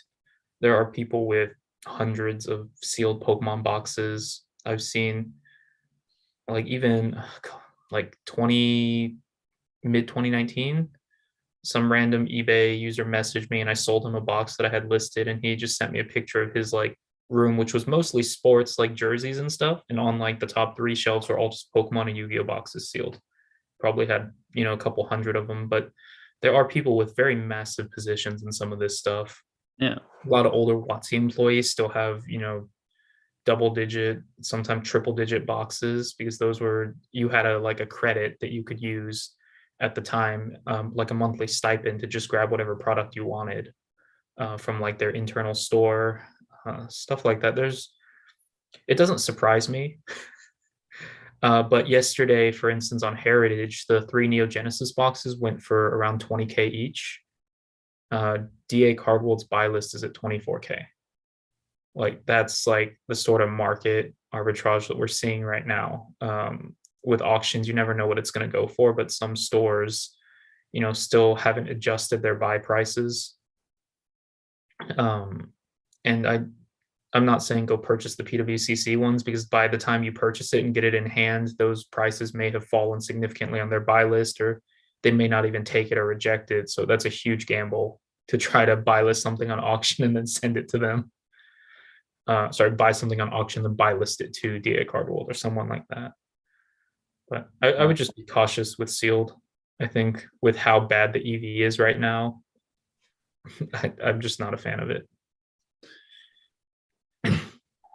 Yeah, it's just too young of a hobby. There's just not enough money. Like, we're all too young. There's just not enough money to buy all of these. And we had a lot of collectors who didn't sell because they were hoping it would keep going up and up and up, and now they're panicking and now they're selling into it. I think that's what's happening. And they're sort of like, they don't believe in it long term. They don't think it's going to ever be this high again.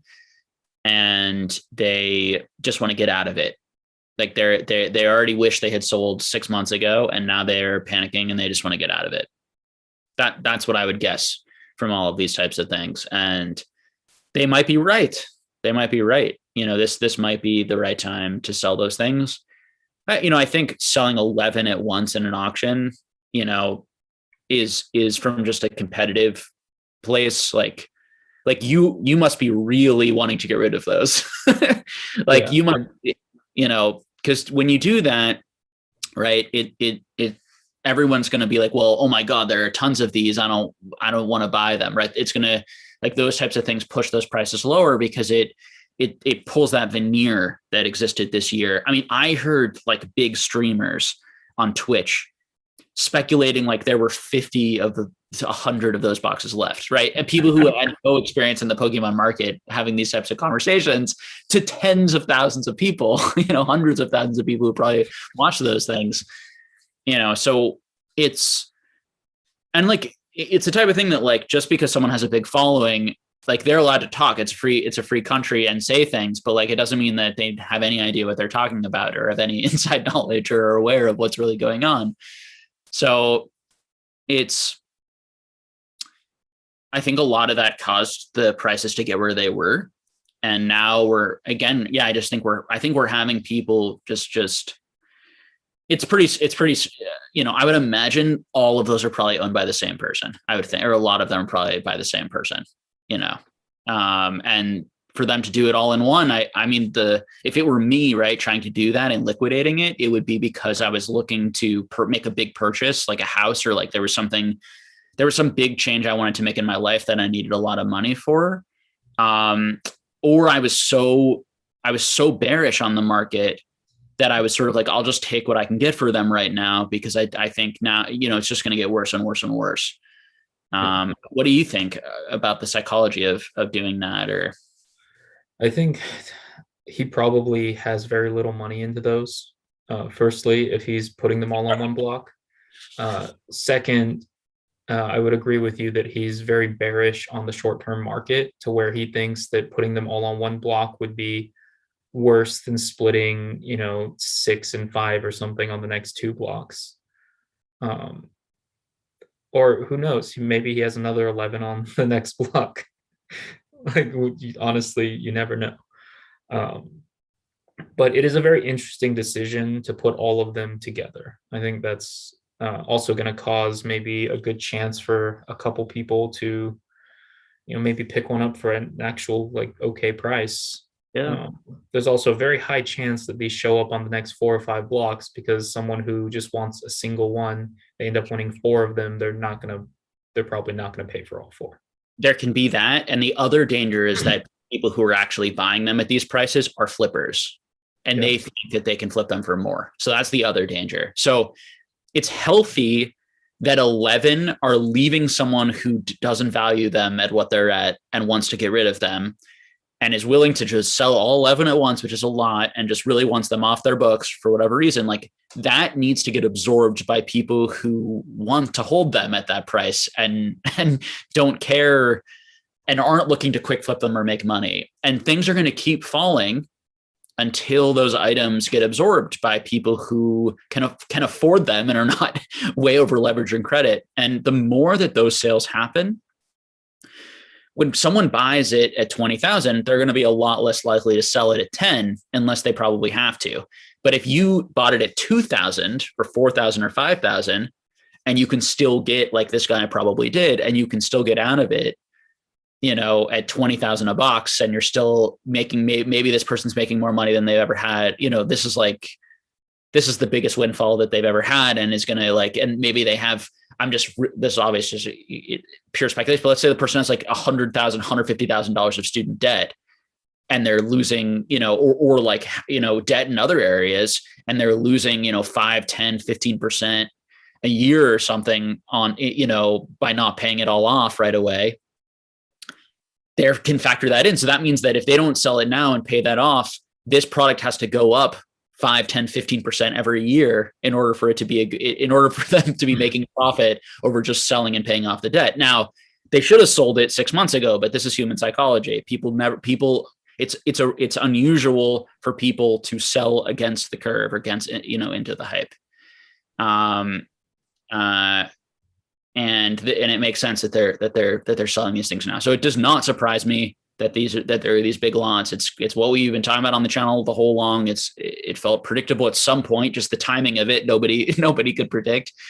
And how much interest is there to absorb all this stuff, and how much money? I mean, it's a lot of money, and people our age, like, how many people have that type of money? $20,000. What's the buying pool for that?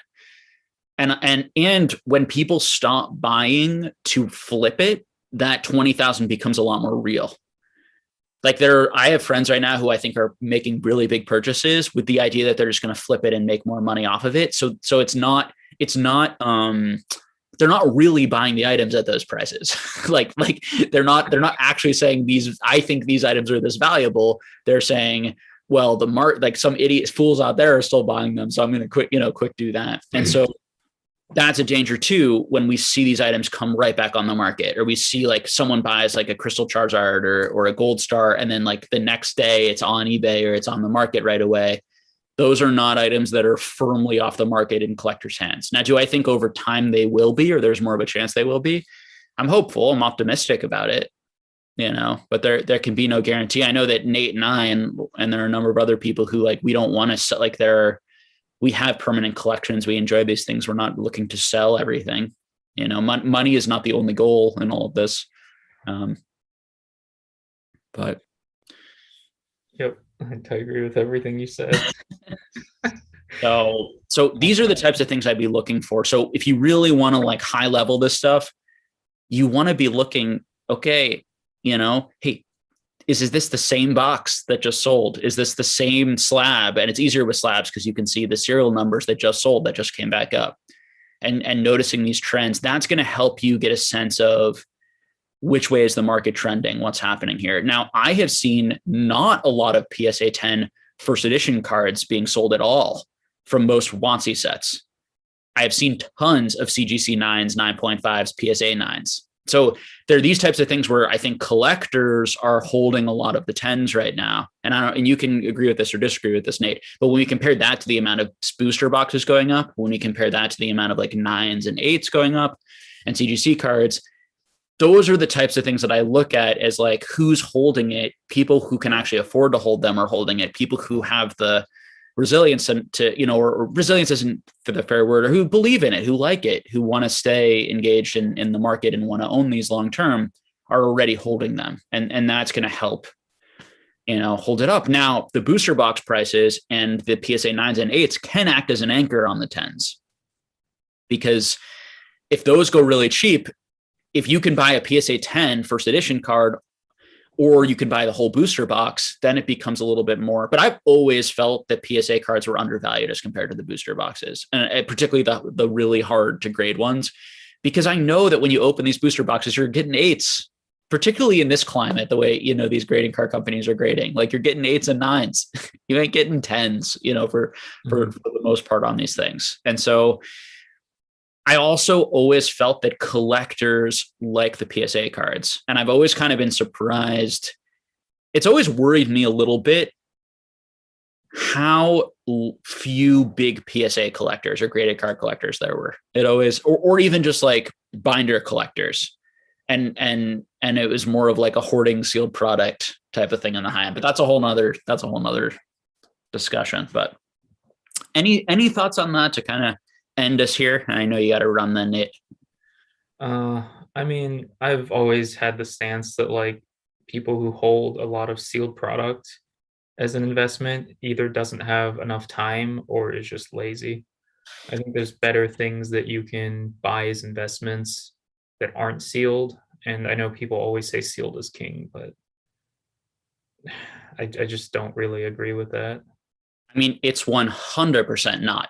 I've made way more money than any sealed collector out there. I can guarantee that. And I think Nate and I are in the same boat. But a lot of that is also buying mint stuff, grading it ourselves, buying large collect, like it's a lot of that stuff too. Now, if you buy a large booster box collection, so I'm going to say like PokeRev, who was able to find these like massive, this massive lot that he was able to find at like a storage unit of an old store, where he was able to buy like tons of booster boxes at like way below even market then, that's someone who's made a lot of money on booster boxes. But most people, they bought the booster box at about market. They bought one at a time, and they tripled or quadrupled in value, which is great, which is amazing, And then at the height, they were at 35,000 or for a Neogen, it would have been, what was the height? 50? No, I think 70, maybe 60. I'm not even sure, but they got real high. But those boxes were $5,000, like all day, $4,000 even. You could find them in 2000, early 2019. So it's, that box went from 4,000 to 5,000 all the way crazy, crazy high when like Ms. Kiff and some other streamers were talking about the Lugia and that it was like one of the rarest boxes in the world and these types of things. It's interesting. Yeah. Any last minute comment, Nate, before we go there? I guess I can answer Kevin's question. He just asked me what I do about like how I do my business. Yeah, I mostly sell online. I do conventions occasionally when I have time. Usually conventions are difficult because it takes up, 2 to 3 days. It has setup time. And if my family's here, it's hard. But I do eBay. I use a lot of the auction houses because time's always been a big constraint for me. And then I also use like Troll and Toad Evo just to lessen the amount of time that I need. I also have certain people that help me sell stuff that I give them a commission for like, certain things that I don't want to send to auction houses and stuff like that. So that's just like a brief overview. But yeah, that's probably the last question because I think someone's at my house since I can hear my dog going off. Good man. Thank you for hanging out. We'll do this again sometime soon. Yeah, I appreciate it. It was a lot of fun. Have a good rest of your day. All right. See you later. All right, guys. So that was a fun treat. It's always great to hear Nate's opinions on things.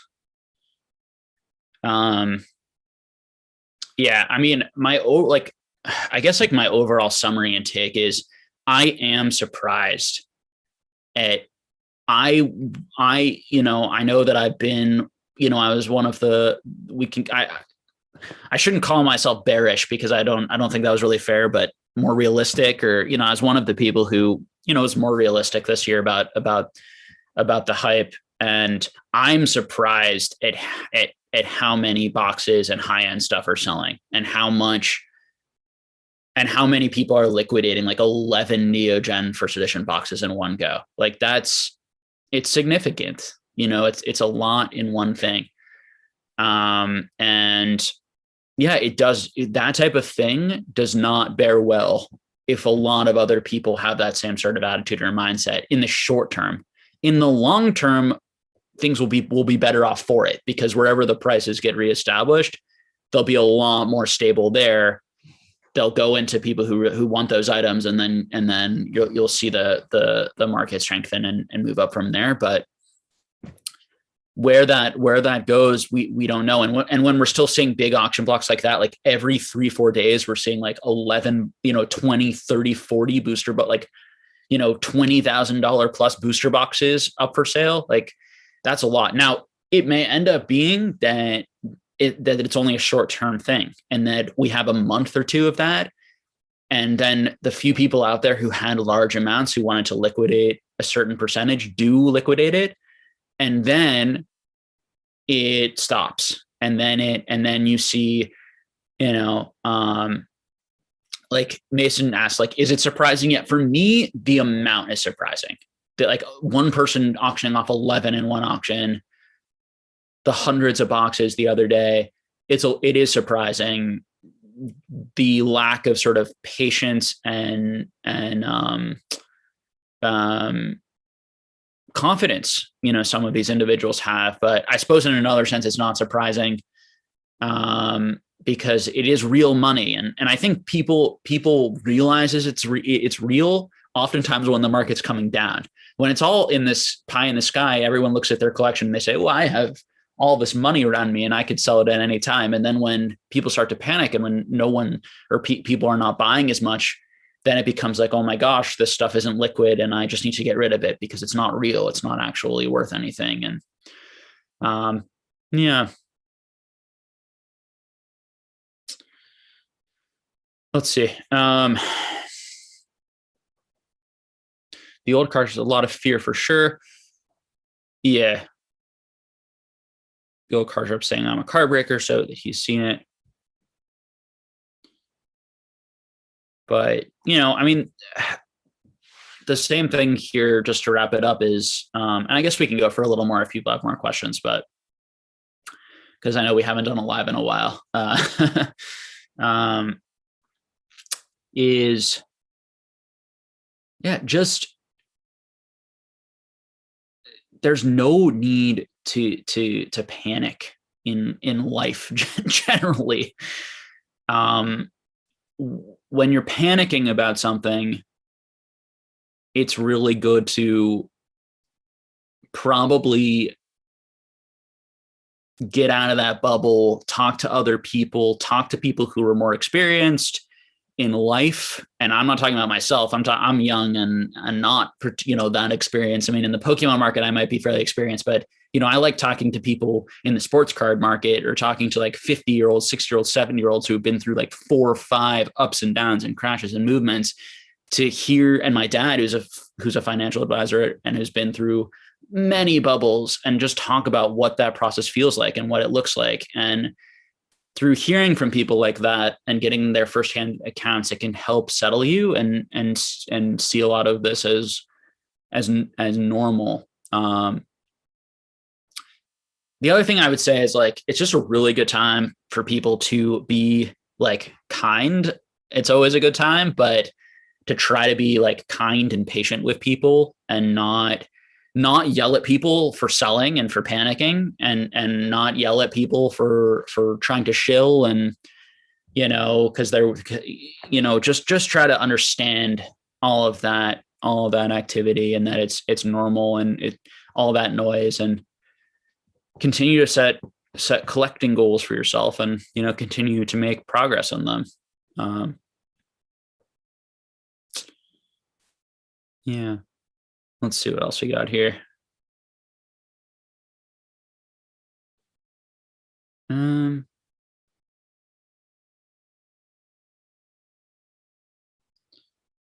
So I think we will end the stream here. Or here we have another question. We have, what effect do you think cross collectors had / is having?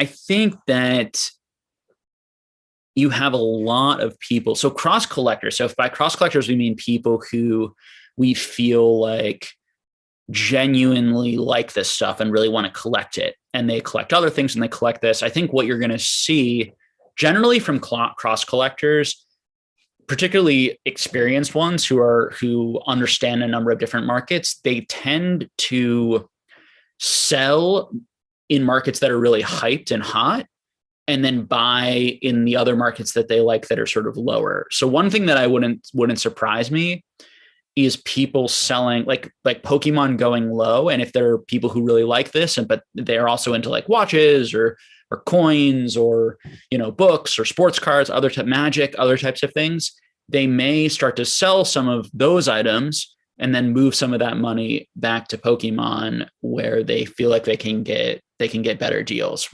I know for myself, that's certainly a thing that I did a lot this year, but in the opposite, right? Like I sold a lot of Pokemon and collected some undervalued hobbies or undervalued items that I thought were a lot more undervalued than Pokemon. And now it's a little bit harder because I don't feel like a lot of my other stuff is necessarily undervalued that much. And so it's kind of a little bit more difficult for me to like sell some of that and then buy Pokemon again. I'm more looking to sell some Pokemon that I still think is maybe a little bit more overvalued or retaining value and buying some of the undervalued stuff, and or just using some income that I get from my job and other areas to purchase some cool cards and things that I like. But yeah, so I guess those are my thoughts on cross collecting.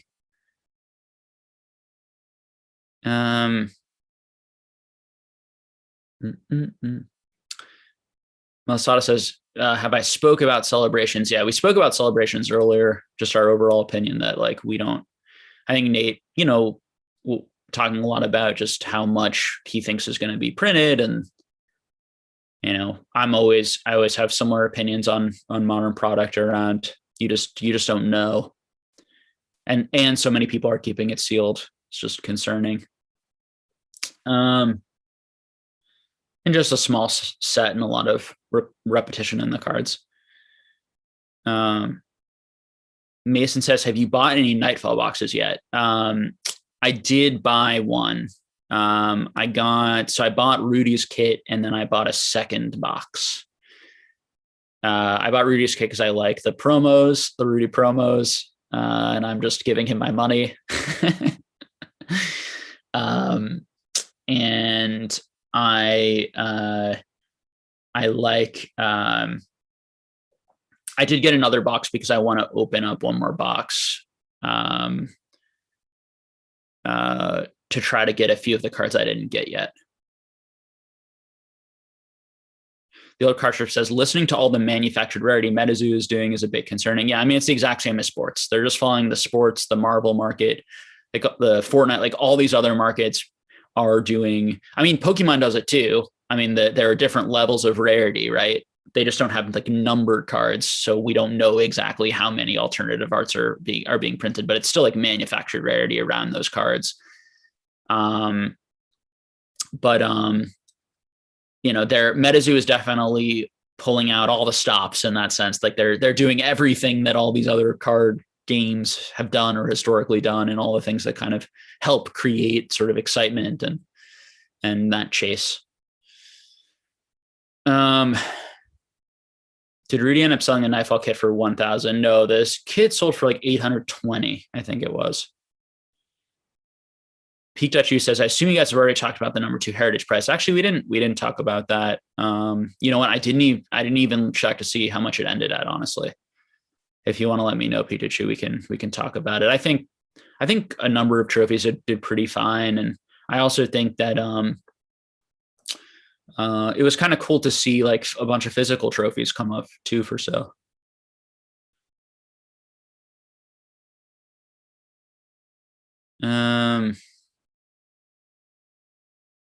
The Vintage Value says, what are your thoughts on fractional shares with apps like Otis and Rally? Honestly, I don't really follow it too much. I think that it's interesting.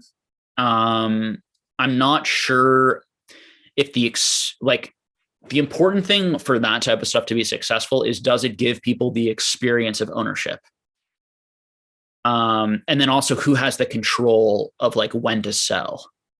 And I think both of those things, a lot of those types of things, from my understanding, basically you buy in a fractional share of like a really expensive item, and then basically you take a vote.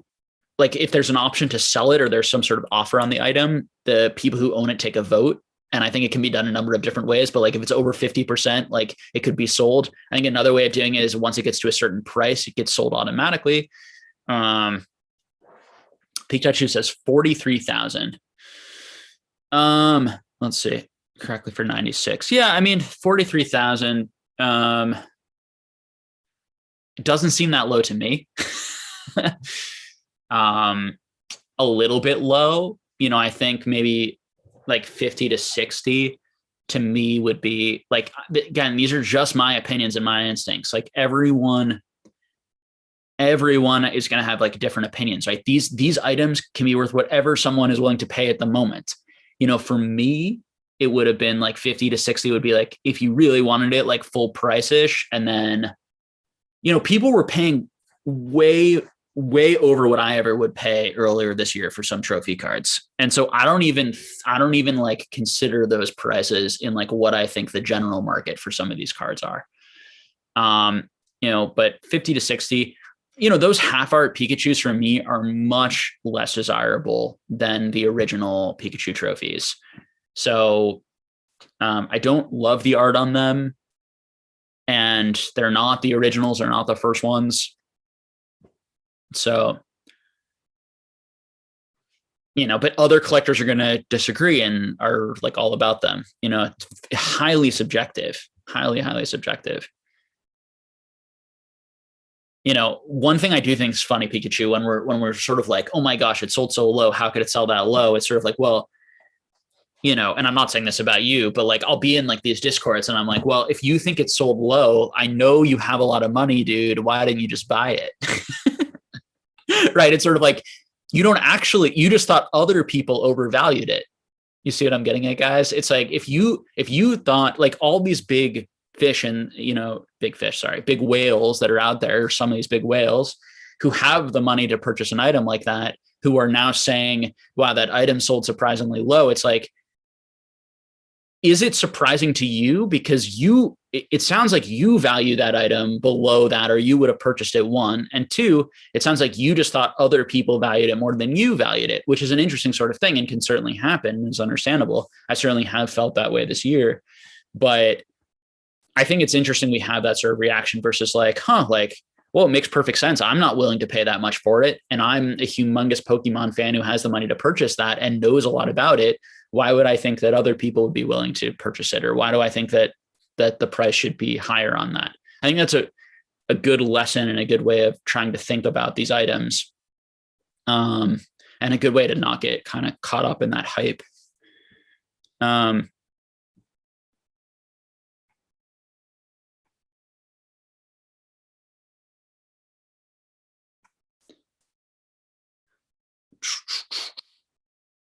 Pikachu said, granted, the 08 was listed 4 times in the last 8 months. I think it might have diluted the market a bit. Yeah, I mean, there's also that thing too, Pikachu, right, of that sometimes when the first one that comes up, if one has not come up in a long while, there are a few people who like really want it, but then someone buys it and now there's one less. And if there were only 2 or 3 people who wanted it and 3 sell, the last one might sell for a lot lower because one of the 2 people who bought those original ones, they might be out of money, so they can't buy a second one, or they may not want a second one.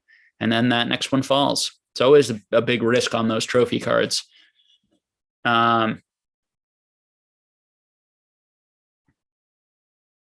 Quentin says, are you still buying world promos? Thanks. So I have not bought any in a very long time because the prices, I have not been able to find any that I felt like were like at prices that I really wanted to pick them up, but I'm always looking because they're some of my favorite cards in the hobby. I also have a lot of them. So for me, I have a lot of my goals reached there. So I'm less, let's see, how would I put it? I'm less sort of in a rush, I guess, I don't feel like I need to, I'm not as keen on paying market for those items because I already have them.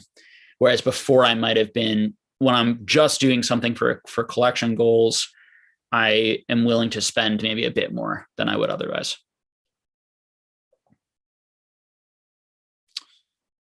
The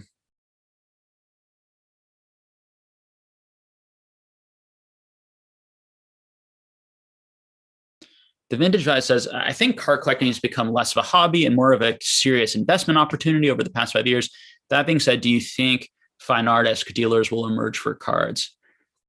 Yeah, I mean, hobbies, like very popular hobbies where people like to collect things are big money often. The art, collecting high-end art stuff is a hobby for very wealthy people.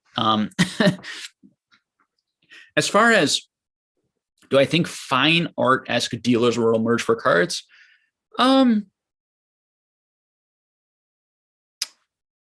So I think the first step is if cards ever become more, I think the first step for cards is just for it to become a more established thing that we see rival the prices and be similar in prices and popularity to, over a long period of time to things like coins, books, maps, what else? Firearms, like these other types of categories.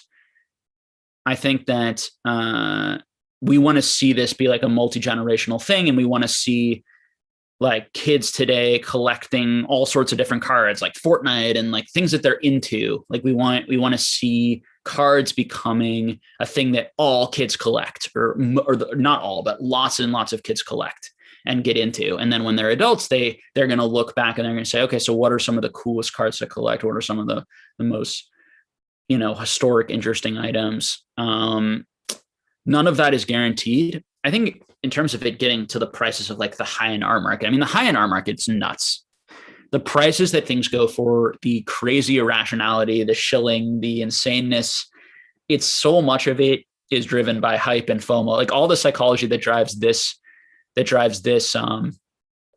So this market also drives that type of high-end art market.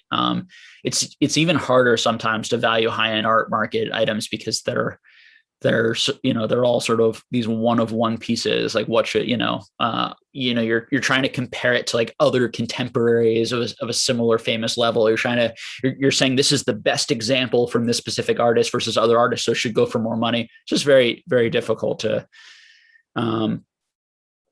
you said they already rival books though. So they definitely do not rival books in terms of like the importance of books in human history and to humanity versus cards. Or coin. Like now they might rival books in terms of prices right now, although, that's now the only cards that are really rivaling prices of pretty expensive books are going to be sports cards. And now there are books that go for hundreds of millions of dollars, right? So the high-end book market, books that are thousands and thousands of years old, certain like copies of the Bible, certain Bibles where there are only like one or two, are priceless. These are priceless items. So we're certainly not there, and we may never be there. But and there are reasons why we might, and we can go into that discussion of that. Like you don't really like cards are not as much of a, you don't engage with cards the same way you engage with books. The way that people read, the way that people, engage with them in school and, whatever, you just kind of look at a card and collect and put in a binder. There isn't necessarily like as much of a story and character development. Although what can happen is that the character development and the story can come in other places, and then the collectible item can be the card. But yeah, it's all that's very highly unpredictable in my opinion. And it's interesting to talk about, but it's like, but it's not even like remotely, it's not even like remotely predictable, I think, at this point. We've already surpassed comics. So like Pokemon has certainly not surpassed comics, but like sports cards have. But sports cards are older than comic books, right? So, and comic books are a much smaller niche. Like it's not, the sports card market is much larger than the comic book market. So, and the Pokemon market, I think, has a chance of surpassing the comic book market. The problem, it certainly has much more popularity, and there are going to be a lot more people, I think, wanting to collect it. I think the issue is going to be that there's just a lot more Pokemon supply versus the comic book supply. And we're going to have to see how all of that fares out over time. I do think in the long run, I would be more bullish on Pokemon cards than I would be on comic books, because I just don't think comic books are necessarily going to be as, generational passed down potentially, but it's all just highly speculative at this point. John Pokemon says, hey, Jake, do you own any of the Topps Pokemon cards? I do own some, not too many, not a huge fan. I do like the chrome. The base is, I don't really like that much, but I do like the chrome.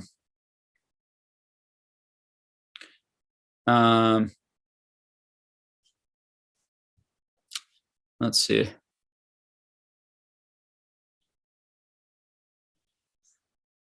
Do you see CCG cards outside of Pokemon becoming more illiquid with drastic price falls? Or do you think people who move outside of Pokemon holding on to those positions? So do you see?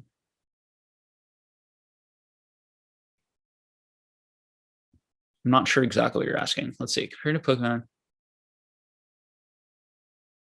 Oh, CCG cards. Like, oh, so like, are we talking about like, I'm not sure exactly what you're talking about, which cards.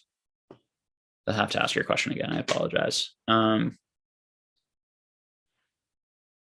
old card says, Jake, would you ever be willing to come to talk for like 30 minutes on my channel sometime? You can reach out to me on Instagram. I definitely want to like get back to people on there, and I'm down to like go on people's channels and hang out and talk as long as I, feel comfortable, like it would be a good discussion and, that sort of thing. Let's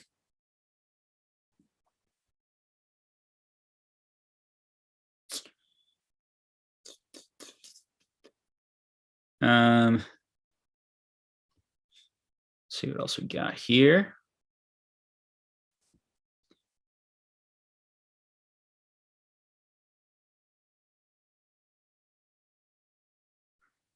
What do you think of the 2009-2010 art contest cards from Japan? I'm a big fan of them. I don't, just as a collector, I really like them. Any thoughts on the phone cards? Yeah, they're okay. They're great in terms of like their historic nature of like, how they were distributed and where they were distributed and their connection to obviously like, super early tournament play. But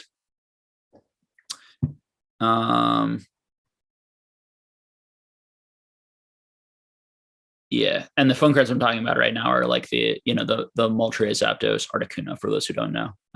But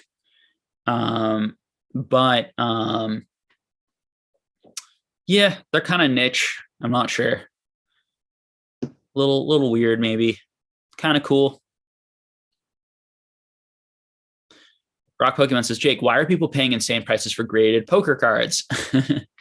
Yeah, I personally disagree with the market, right? It's just my personal, there are playing cards that are thousands of years old that are going for like the same price, or 1,000 years old that can go for the same price as like a mass produced modern card that has Pokemon on it that's just graded. Yikes.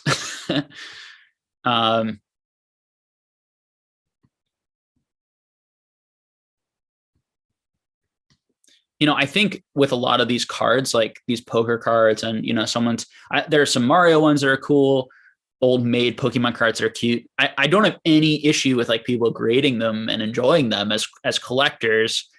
I think people who are like speccing on them and investing in them, I think that does really make a lot of sense to me. I think, at $10, $25, $30, they make really nice. That's like a nice piece that I think could sell well at like a collecticon type of thing. Like, people just kind of impulse buying like a cool thing that isn't necessarily like rare. But I think they've been selling for like $300-$400, right? Certain ones, and they're not difficult to get like pristine 10s on, because they're all pretty pristine because they're opened freshly today from these like, full complete they're full complete sealed sets, and black labels aren't even like that hard to get. And yeah, it's a little strange. I think a lot of that's kind of the irrationality, the mania, people not really understanding like rarity and supply and demand and all that sort of stuff.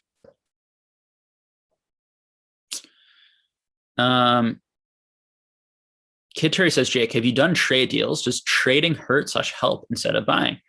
I definitely like to trade. I enjoy trading. Generally, I trade with just friends, with just people I trust. If I'm trading with someone I don't know, what I do is I like to use a middleman who I trust. So both of us will send our cards to the middleman, and then they won't send that. And then once the middleman gets both cards or both boxes or whatever we're trading, then they send those both to us. And it just makes sure that each of us get get what we promised, and there's no scamming going on. As far as like, does trading hurt or / help instead of buying? I think trading is awesome. Trading's a great thing to do. Not only does it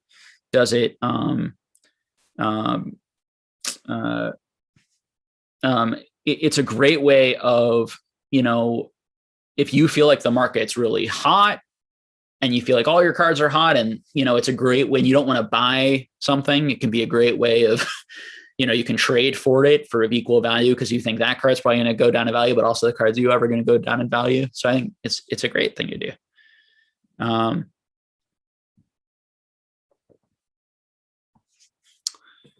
Travis now says, can you explain how too many people holding on to a sealed product affects it negatively? If everyone's buying to hold, won't the market value still rise? So no, it will definitely affect it negatively because there will be a lot more of it to go around. Now, it doesn't mean, Travis, that prices won't go up over time, because if everyone doesn't want to sell the sealed product that they're holding and just wants to keep it and display it, then that's great. But everything is supply and demand. And so if there's more supply, if more people keep it sealed over time rather than opening it, that negatively affects prices because there's going to be, more of it to go around. I don't know if I need to, explain it any further. So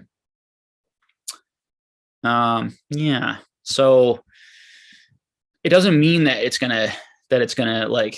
can't still go up. But it just is going to take even more people wanting it in the future, and more younger people or newer people who don't already own it wanting it. I think the real danger, Travis, is that lots of people are buying a lot of sealed product to sell in the future. And all of that product is going to have to find new homes at higher prices. And who's going to want to buy it at those higher prices? That's the question. And there might be people, but you're going to need to find those people.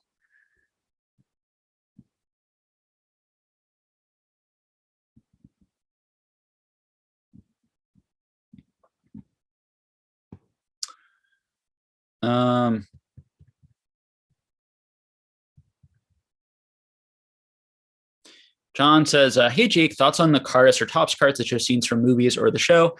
I like them, but they're niche, and there's a lot of that stuff. So I think that if you can get them pretty cheap as a fun collector piece, I think that they're great. Do I think they're going to go up significantly? Probably not. Do I think they might go up over time if Pokemon does well? Probably. Schrodinger's cat says, if CCGs really become historical objects and Pokemon becomes one of the pillars of that collectible market in the long run, wouldn't that make the original Japanese cards be more desirable? Not necessarily, although I do think that it all depends on how the market thinks about everything, right? So it's like, if the market views Japanese as the first ever cards and that makes them more desirable than English, that's fine. If the market ends up viewing that way, that's logical. But the market could also view it as like, well, the first ever Japanese cards are important, but also the first ever English cards are important, and even more important because maybe there are more people who want the cards in English than ever Japanese. And they don't care that just because those were first, they care more about the language and being able to read the cards, and or the nostalgia factor if they collected these exact English cards as a kid and not the Japanese, so they want the English. So it's all those types of things. I bought a big like shining Japanese lot recently because I really like the Japanese. Those are the first ever, shining set cards, and they're rarer and harder to find in Japanese. So it's an example of where rarity is also on that side of Japanese, plus being the first. And overall, I really like those. I think those should be worth more than the English. That's one example for me. There are a lot of other examples where I think that the English should be worth more than the Japanese, but just my opinions are not necessarily going to be what the market feels long term. It's something that we're just going to constantly be checking in on and talking about over time, and just see how, where prices go. Which graded cards do you plan on not selling? Ideally, everything. I'm a collector. I think the only cards that I plan on selling some are probably some of these like lower end things I'm picking up. And the only reason I'm doing that is because I just want to go to some of these Collecticon events where I can like hang out, meet people, sell some cool cards to people, and just have a good time. I'm not looking for it to be like a massive money making thing. I'm not looking for Pokemon to massively make me rich or make me a lot of money. I'm not looking to flip or sell these cards to make a lot of money. I would like to just build a really large, cool, diverse collection of non-sports cards, and my goal is to have the biggest collection in the world or something like that. I don't really care if I ever get to that, but like, it's fun to set that goal and kind of work towards it over time. It's a fun hobby. It's a fun way to use my mind and my time. And it's listen, I'm a social worker, and I think doing hobbies and activities or having a job where you're helping others, or where you're trying to help others or have a positive impact on people's lives is like a really good use of time. I don't think that like collecting a bunch of cardboard cards is like the best thing for humanity, but it's really fun and enjoyable. And I think it's okay to balance your life also with some hobbies that don't necessarily like do a lot of good for others, but that you just really enjoy. But hopefully me creating content like this and building a community does bring a lot of enjoyment to a lot of different people and is helpful to a lot of different people. So that's a way that it's where, rather than just being a private collector, which is what I was mostly, and never talked to anyone or shared anyone, just was doing it for myself, having this sort of channel and building up a community over time. And my goal is to be doing this for the foreseeable future for a very long time, is a way of, giving back or having a positive impact on more people, where collecting and me being in this hobby isn't just for myself. Changing says, do you ever think that your money can better go elsewhere? Yeah. So, I mean, I think part of why I'm going pretty hard at it now is I don't have kids yet, but I plan to. And also during COVID, like my girlfriend and I, like so many others, like weren't traveling, weren't spending as much. And so, my girlfriend and I, like, we go on date nights, we go out to eat, we go on vacation, and want to do more of that as COVID opens up. I think that, spending money to, have special memories and experiences with like loved ones is a phenomenal use of money. I think investing in passive income type things like stocks, again, not a financial advisor here, just opinions, like stocks and other sorts of stuff, so that you eventually in your life, you're actually making as much or more money from your investments than you are actually at your job, is great, because it can free you up to have more free time with your family, to not have to work into your 70s and 80s. So there's also the from just a investment perspective, there's the negative of like, if I'm putting this into cars, I'm not putting it into somewhere else. All of that, I consider, and I'm sure I'm making mistakes or I'm not optimally doing things, but that's just life. No one's perfect. No one's ever going to be perfect. And we're all just trying to do the best we can. So that's my attitude about every single person.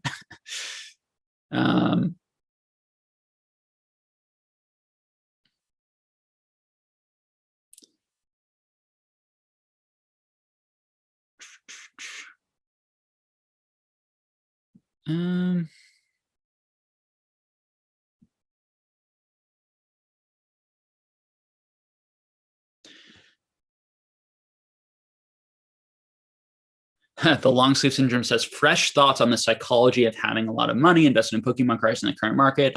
You're struggling to not panic sell.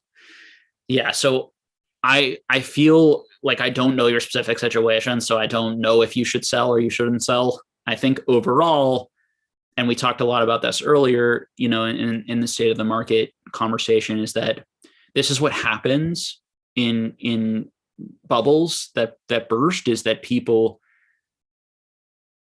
feel anxious that it's going to keep going down, and people who, and I'm not saying you've done this, but people who may have over leveraged or who have a lot of money in cards that they wish they didn't have, that they want to get out of it, they get really worried that if they don't sell now, they're never going to be able to get that money and they're never going to get out of it. And that's always a possibility.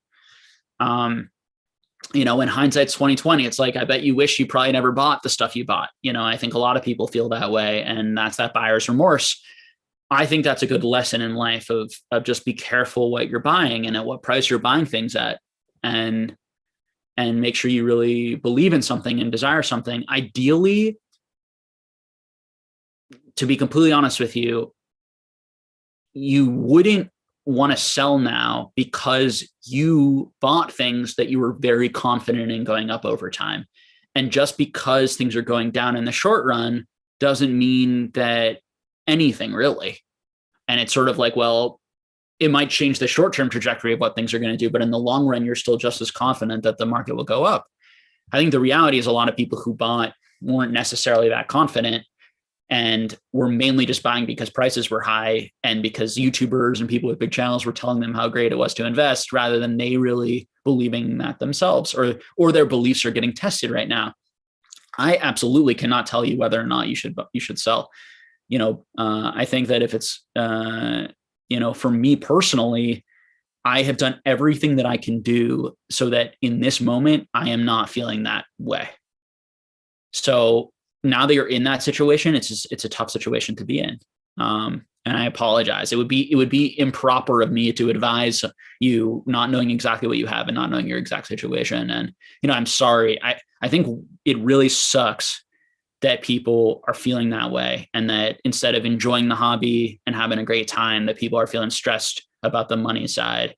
And, it's a lesson. It's a good lesson for us all though. And, I certainly hope that you stick around and that you sell what you need to sell, and so that you feel better potentially, or minimize some of that risk. And that I also really hope you enjoy being here and you enjoy the cards and you want to collect long-term, and that you have the money and the income to sort of sustain a collecting hobby or habit. And, so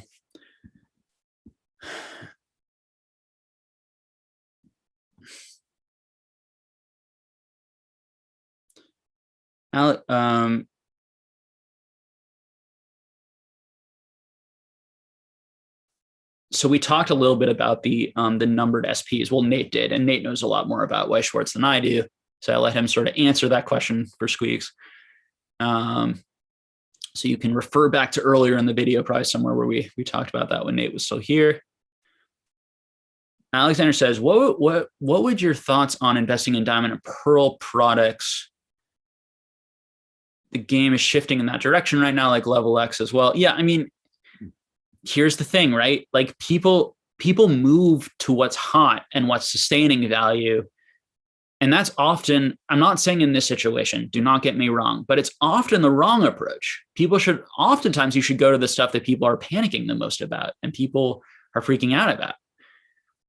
But most people don't do that. Most people continue the same mistake of they like to go to that place and put money in the thing that's really high and that other people really like, and that's retaining, But I'm not saying that for this stuff, because I mean, part of the diamond and pearl stuff is right now, there are just so few of these graded cards. I own a lot, right? I have a large positions, large collection of that era, in large part because I wanted to collect everything and have collections and everything. In that era, I viewed as it was hard to get it. It was hard to find those cards in pristine condition. Out of pack, those were like 8s often, and not a lot of that product was printed. And, so getting PSA 10 level X cards was really hard. I still feel that way, generally speaking, but when some of this early WotC stuff gets really cheap, then it becomes, well, the early WotC stuff is, I think, a lot more important to the hobby than the diamond and pearl level X eras in the long run. I think the early WotC stuff is much more important and historical. And so if the prices on that get really low, even though they're not as rare, they become now kind of more desirable to me than some of the other stuff. But it's all about price point and the specific auction that comes up.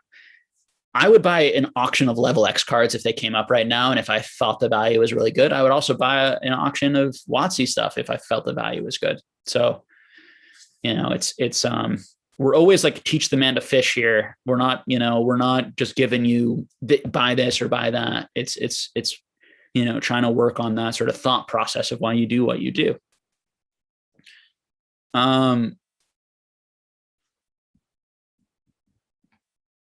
Let's see what else we got here. Sorry, I'm always getting behind.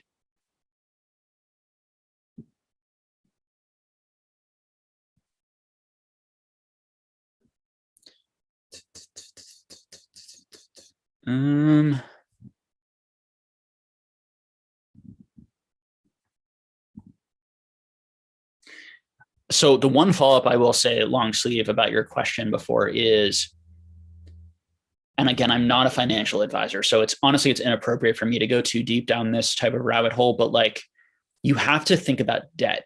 So if you're in debt right now, okay, this is a great lesson for everyone out there. If you're in debt right now and you're paying a certain percentage on that debt each month, what you are buying instead of paying off that debt has to outperform the amount you're paying on that in interest on that debt. So if you're paying on a credit card and you're paying every month, 2-3% or 1%, even if if it's fairly low interest, or even a little under 1% if it's very low interest, but let's say 1% on average, you have to find an item that's going to go do better than 1% a month, that's going to do better than 12 to 13% a year. That's not so easy in normal times. In hype mania times, it feels like everything's going to double or triple every week. But in normal times, and over the long period of time, if you can find an item that moves up 10, 12, 13%, something like the S&P 500 index fund, which has done that for a fairly significant amount of time, like, those people in compounding interest have become rich. Anyone who's put all of their money in the S&P and S&P 500 index over 50, 60 years, of the last 50, 60 years, have become very wealthy. If it was even any sort of even like fairly, significant amount of money, even just a few $1,000s, here and there. So I think that, part of the reason why we get into such money problems is that people don't understand that, and then they get themselves into debt, and then it's so hard to get yourself out, and it moves you so far back. And it's the danger of all these credit cards, and it's not fun stuff to talk about. And trust me, like, I really care about you. I've never met you. I don't know who you are. I really care about people. It's why I was having sleepless nights during the height of now I'm sleeping like this doesn't make me anxious. This is fine. I was very anxious at the height because I was upset about what was going on in my hobby and how much I felt like people were probably over leveraging and how irrationally exuberant people were. And I was afraid of just the situation happening to mass amounts of people. Not to mention I was getting messaged and emailed things like, I'm $30,000 in debt on Pokemon, $50,000, $100,000 in debt. And, or I spent my college tuition on this, or, just awful stuff, like awful stories. So the good news is you're probably young. We're all young here. Great learning experiences. You go from there.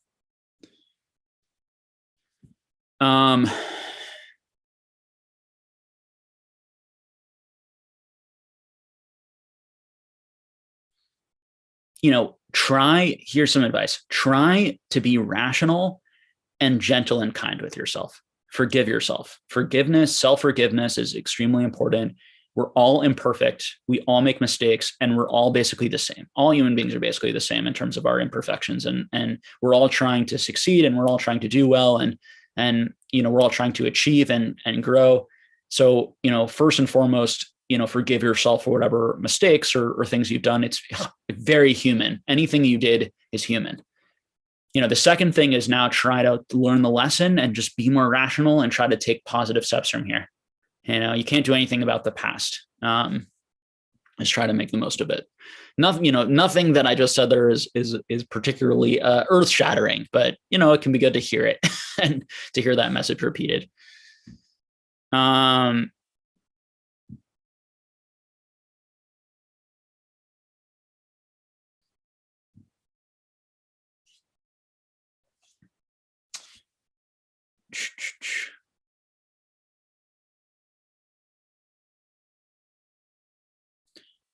Let's see here. So let's do about 10 more minutes. 2 o'clock my time. We will end there for the day, because I have to do stuff for my other job.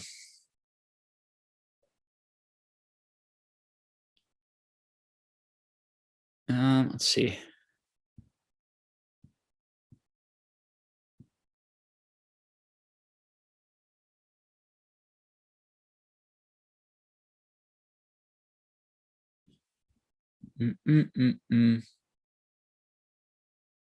Ernesto Alvarez says, question, who do you go to for Pokemon content? Any favorite YouTubers? Favorite YouTubers. So a number of other YouTubers are like my friends, I would say. So I certainly, I tend to, some weeks I'm just extremely busy and I don't really watch any Pokemon content. I will say that I try to, one, so that I'm just kind of up on things and what people are talking about. And I try to, and I generally watch it at night, like just as a way to kind of cool off or relax at the end of the day. And I watch some Mason's videos. I watch some of Squeak's videos. I watch some of James E&G Emporium's. I used to really like Radar's like podcast. Who else do I watch?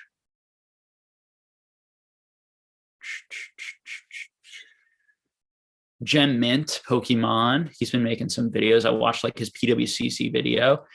I watch like occasional videos, of people. I watch some Pratt videos.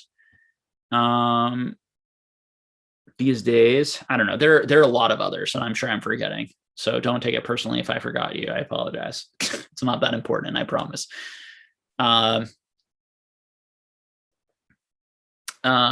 And I watch a lot of other, like I tend to watch, like if someone has like, is talking about something interesting or different, I tend to watch those. A lot of the content can be quite repetitive, which is not a knock because it can be useful for people, who aren't watching sort of as much as me. But for some of us, it can be unnecessary to watch like every video, from a content creator.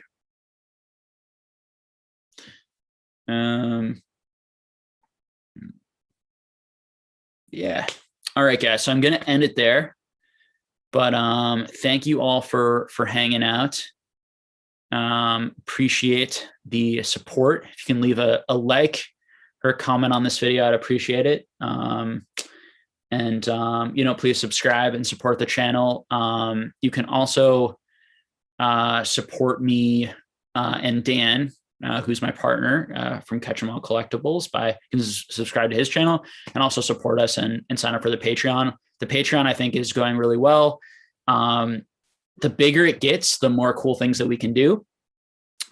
We can bring people in. So like this week we had, and tonight I think we're doing something too, but this weekend we had multiple people from in the Discord who are putting on like events. Like yesterday we got like an in-depth like analysis of like the coin market and learned a lot about coins and ancient coins versus US coins and all sorts of things, which is fascinating to listen to. I had that on in the background as I was working on my notes and doing cards, which was awesome.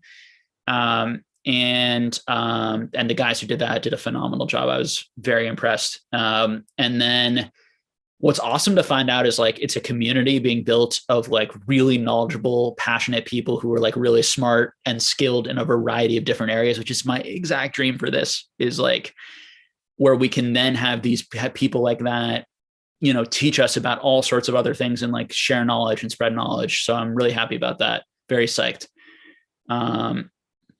If you guys are watching this, thank you so much. And then we're going to like play some games and do some fun stuff. We're going to be doing like Pwcc auction nights in there. And then once a month, Dan and I are still going to be doing our breakdown of the market, a breakdown of some, in-depth analytics analysis of the numbers of what's happening.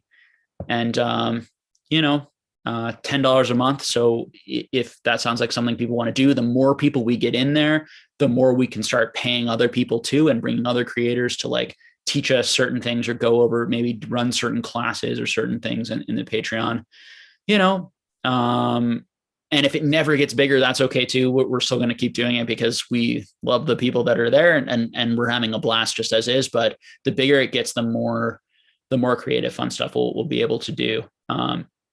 And heck, if it gets big enough, maybe we'll even be able to like lower the price to $5 a month, which would be great, because at $5 a month, it becomes an even better, more manageable deal for a wide variety of people, which would be a phenomenal goal for us to reach. So we shall see. But again, appreciate all the support. Even if you just subscribe, like, watch these videos, comment, and it means a lot. It's been so fun, and hopefully this channel's been a positive, overall for a lot of you guys too. All right. I will have another video for you guys soon. I think on Thursday we're doing a live stream. I'm bringing on a MetaZoo content creator, Argos Anonymous, I think is his name, who just seems like a great guy, honestly, and is just like super into that community. I believe he has like the biggest channel from that community. I just want to talk to him about his thoughts, his experience, both in Mezu, but also in the broader collectible world. I think it'll be interesting. And Mike is going to join us too, Mike Waddell. It'll be nice to have him on again. And I'm sure we'll have an interesting conversation about MetaZoo, but also other things too. I think we'll be talking about the broader markets and all sorts of things. So we're going to keep all those interesting, hopefully, interviews for you guys coming. And so tune into that. All right. Take care, everyone.